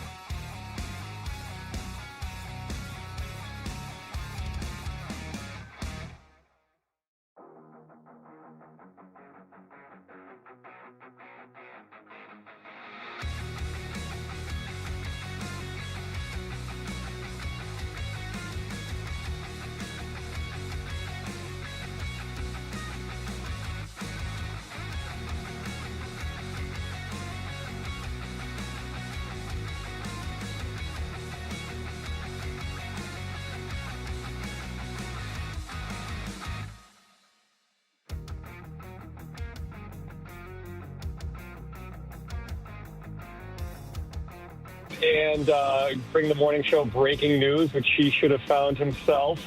Cardi B has announced she's pregnant with Stephon Diggs' baby. Oh. The new Taylor Swift and Travis Kelce of New England. Oh, it is a power couple having a power child. I believe this is her fourth child, her first with Diggs. Is Cardi B the one that was a stripper? It's Megan Thee Stallion or Cardi B? Yes. Cardi B was the Cardi stripper. B was, yeah. Okay. So she has four. This is her fourth child. All right. Well, congratulations to the happy couple. She told Gayle King, I'm having a baby with my boyfriend, Stephon Diggs. I'm excited. I'm happy. I feel like I'm in a good space. I feel very strong. I feel very powerful that I'm doing all this work, but I'm doing all this work while I'm creating a baby.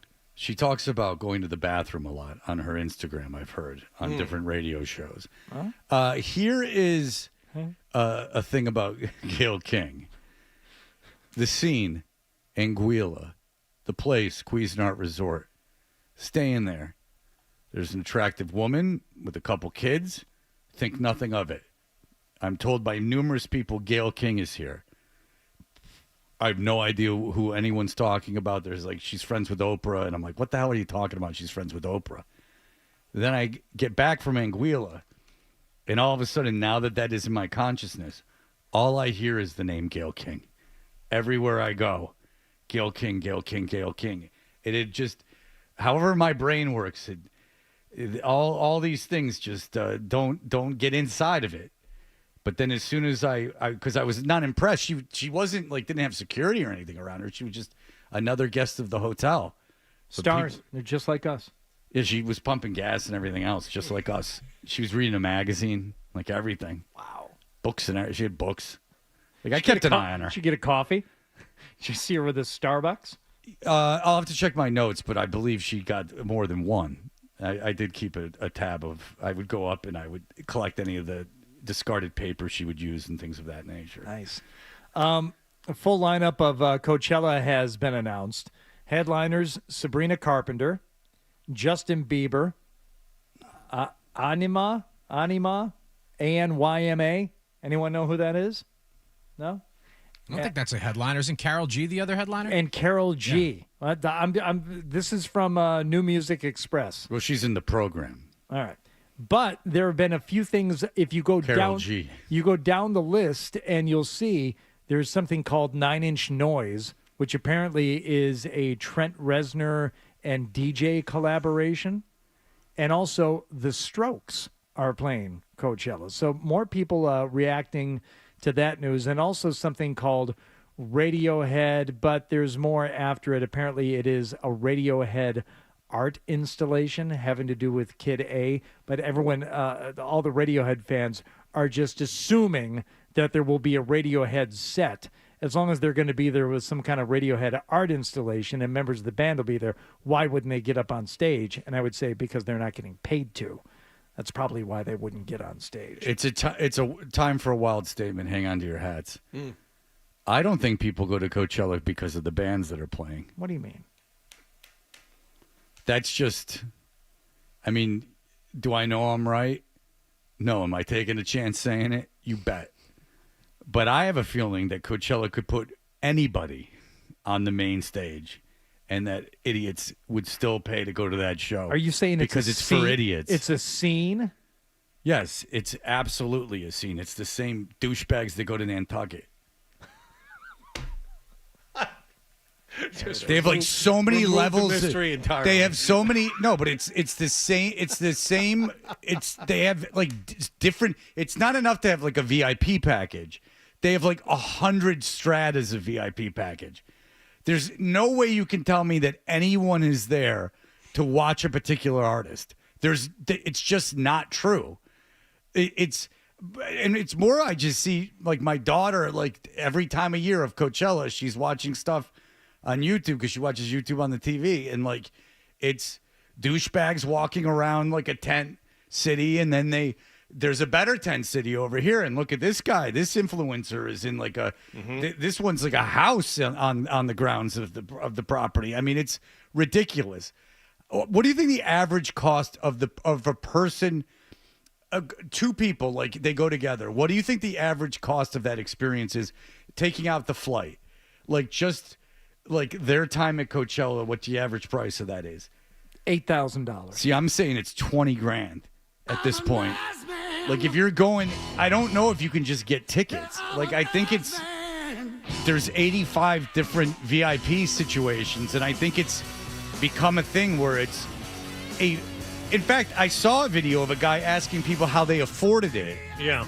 And it was like people going, well, 99%, and I'll give them credit, were just like my parents paid for it. But there were a couple people that had just like liquidated their accounts to go to Coachella for 3 days. Yeah, what do you want to do with it? To remodel the kitchen? No, that's a good use of that 401k. Baby, that's shrewd. When you're in your wild 20s, you don't make moves like that. I've seen the future, and it's appliances. Oh. You just wait. They get Stainless steel. They get a little more valuable every year. A fridge. It's awesome. Look at the microwave. You know, it's something people collect. Like some dame, she's got a easy bake oven. You're like, this is like a real one. I don't know. Buy it. But it's 10 years old. Yeah, the best 10 years. Unregulated. When you could just use all the gas you wanted. All right, I got to go play golf. Good luck, Fred. People do this for pleasure. Good swing thoughts. People do this for pleasure. And it's, I don't get it. All right, that'll do it. But I belong to a club, so there you go. All right, that'll do it for us. Everyone have a great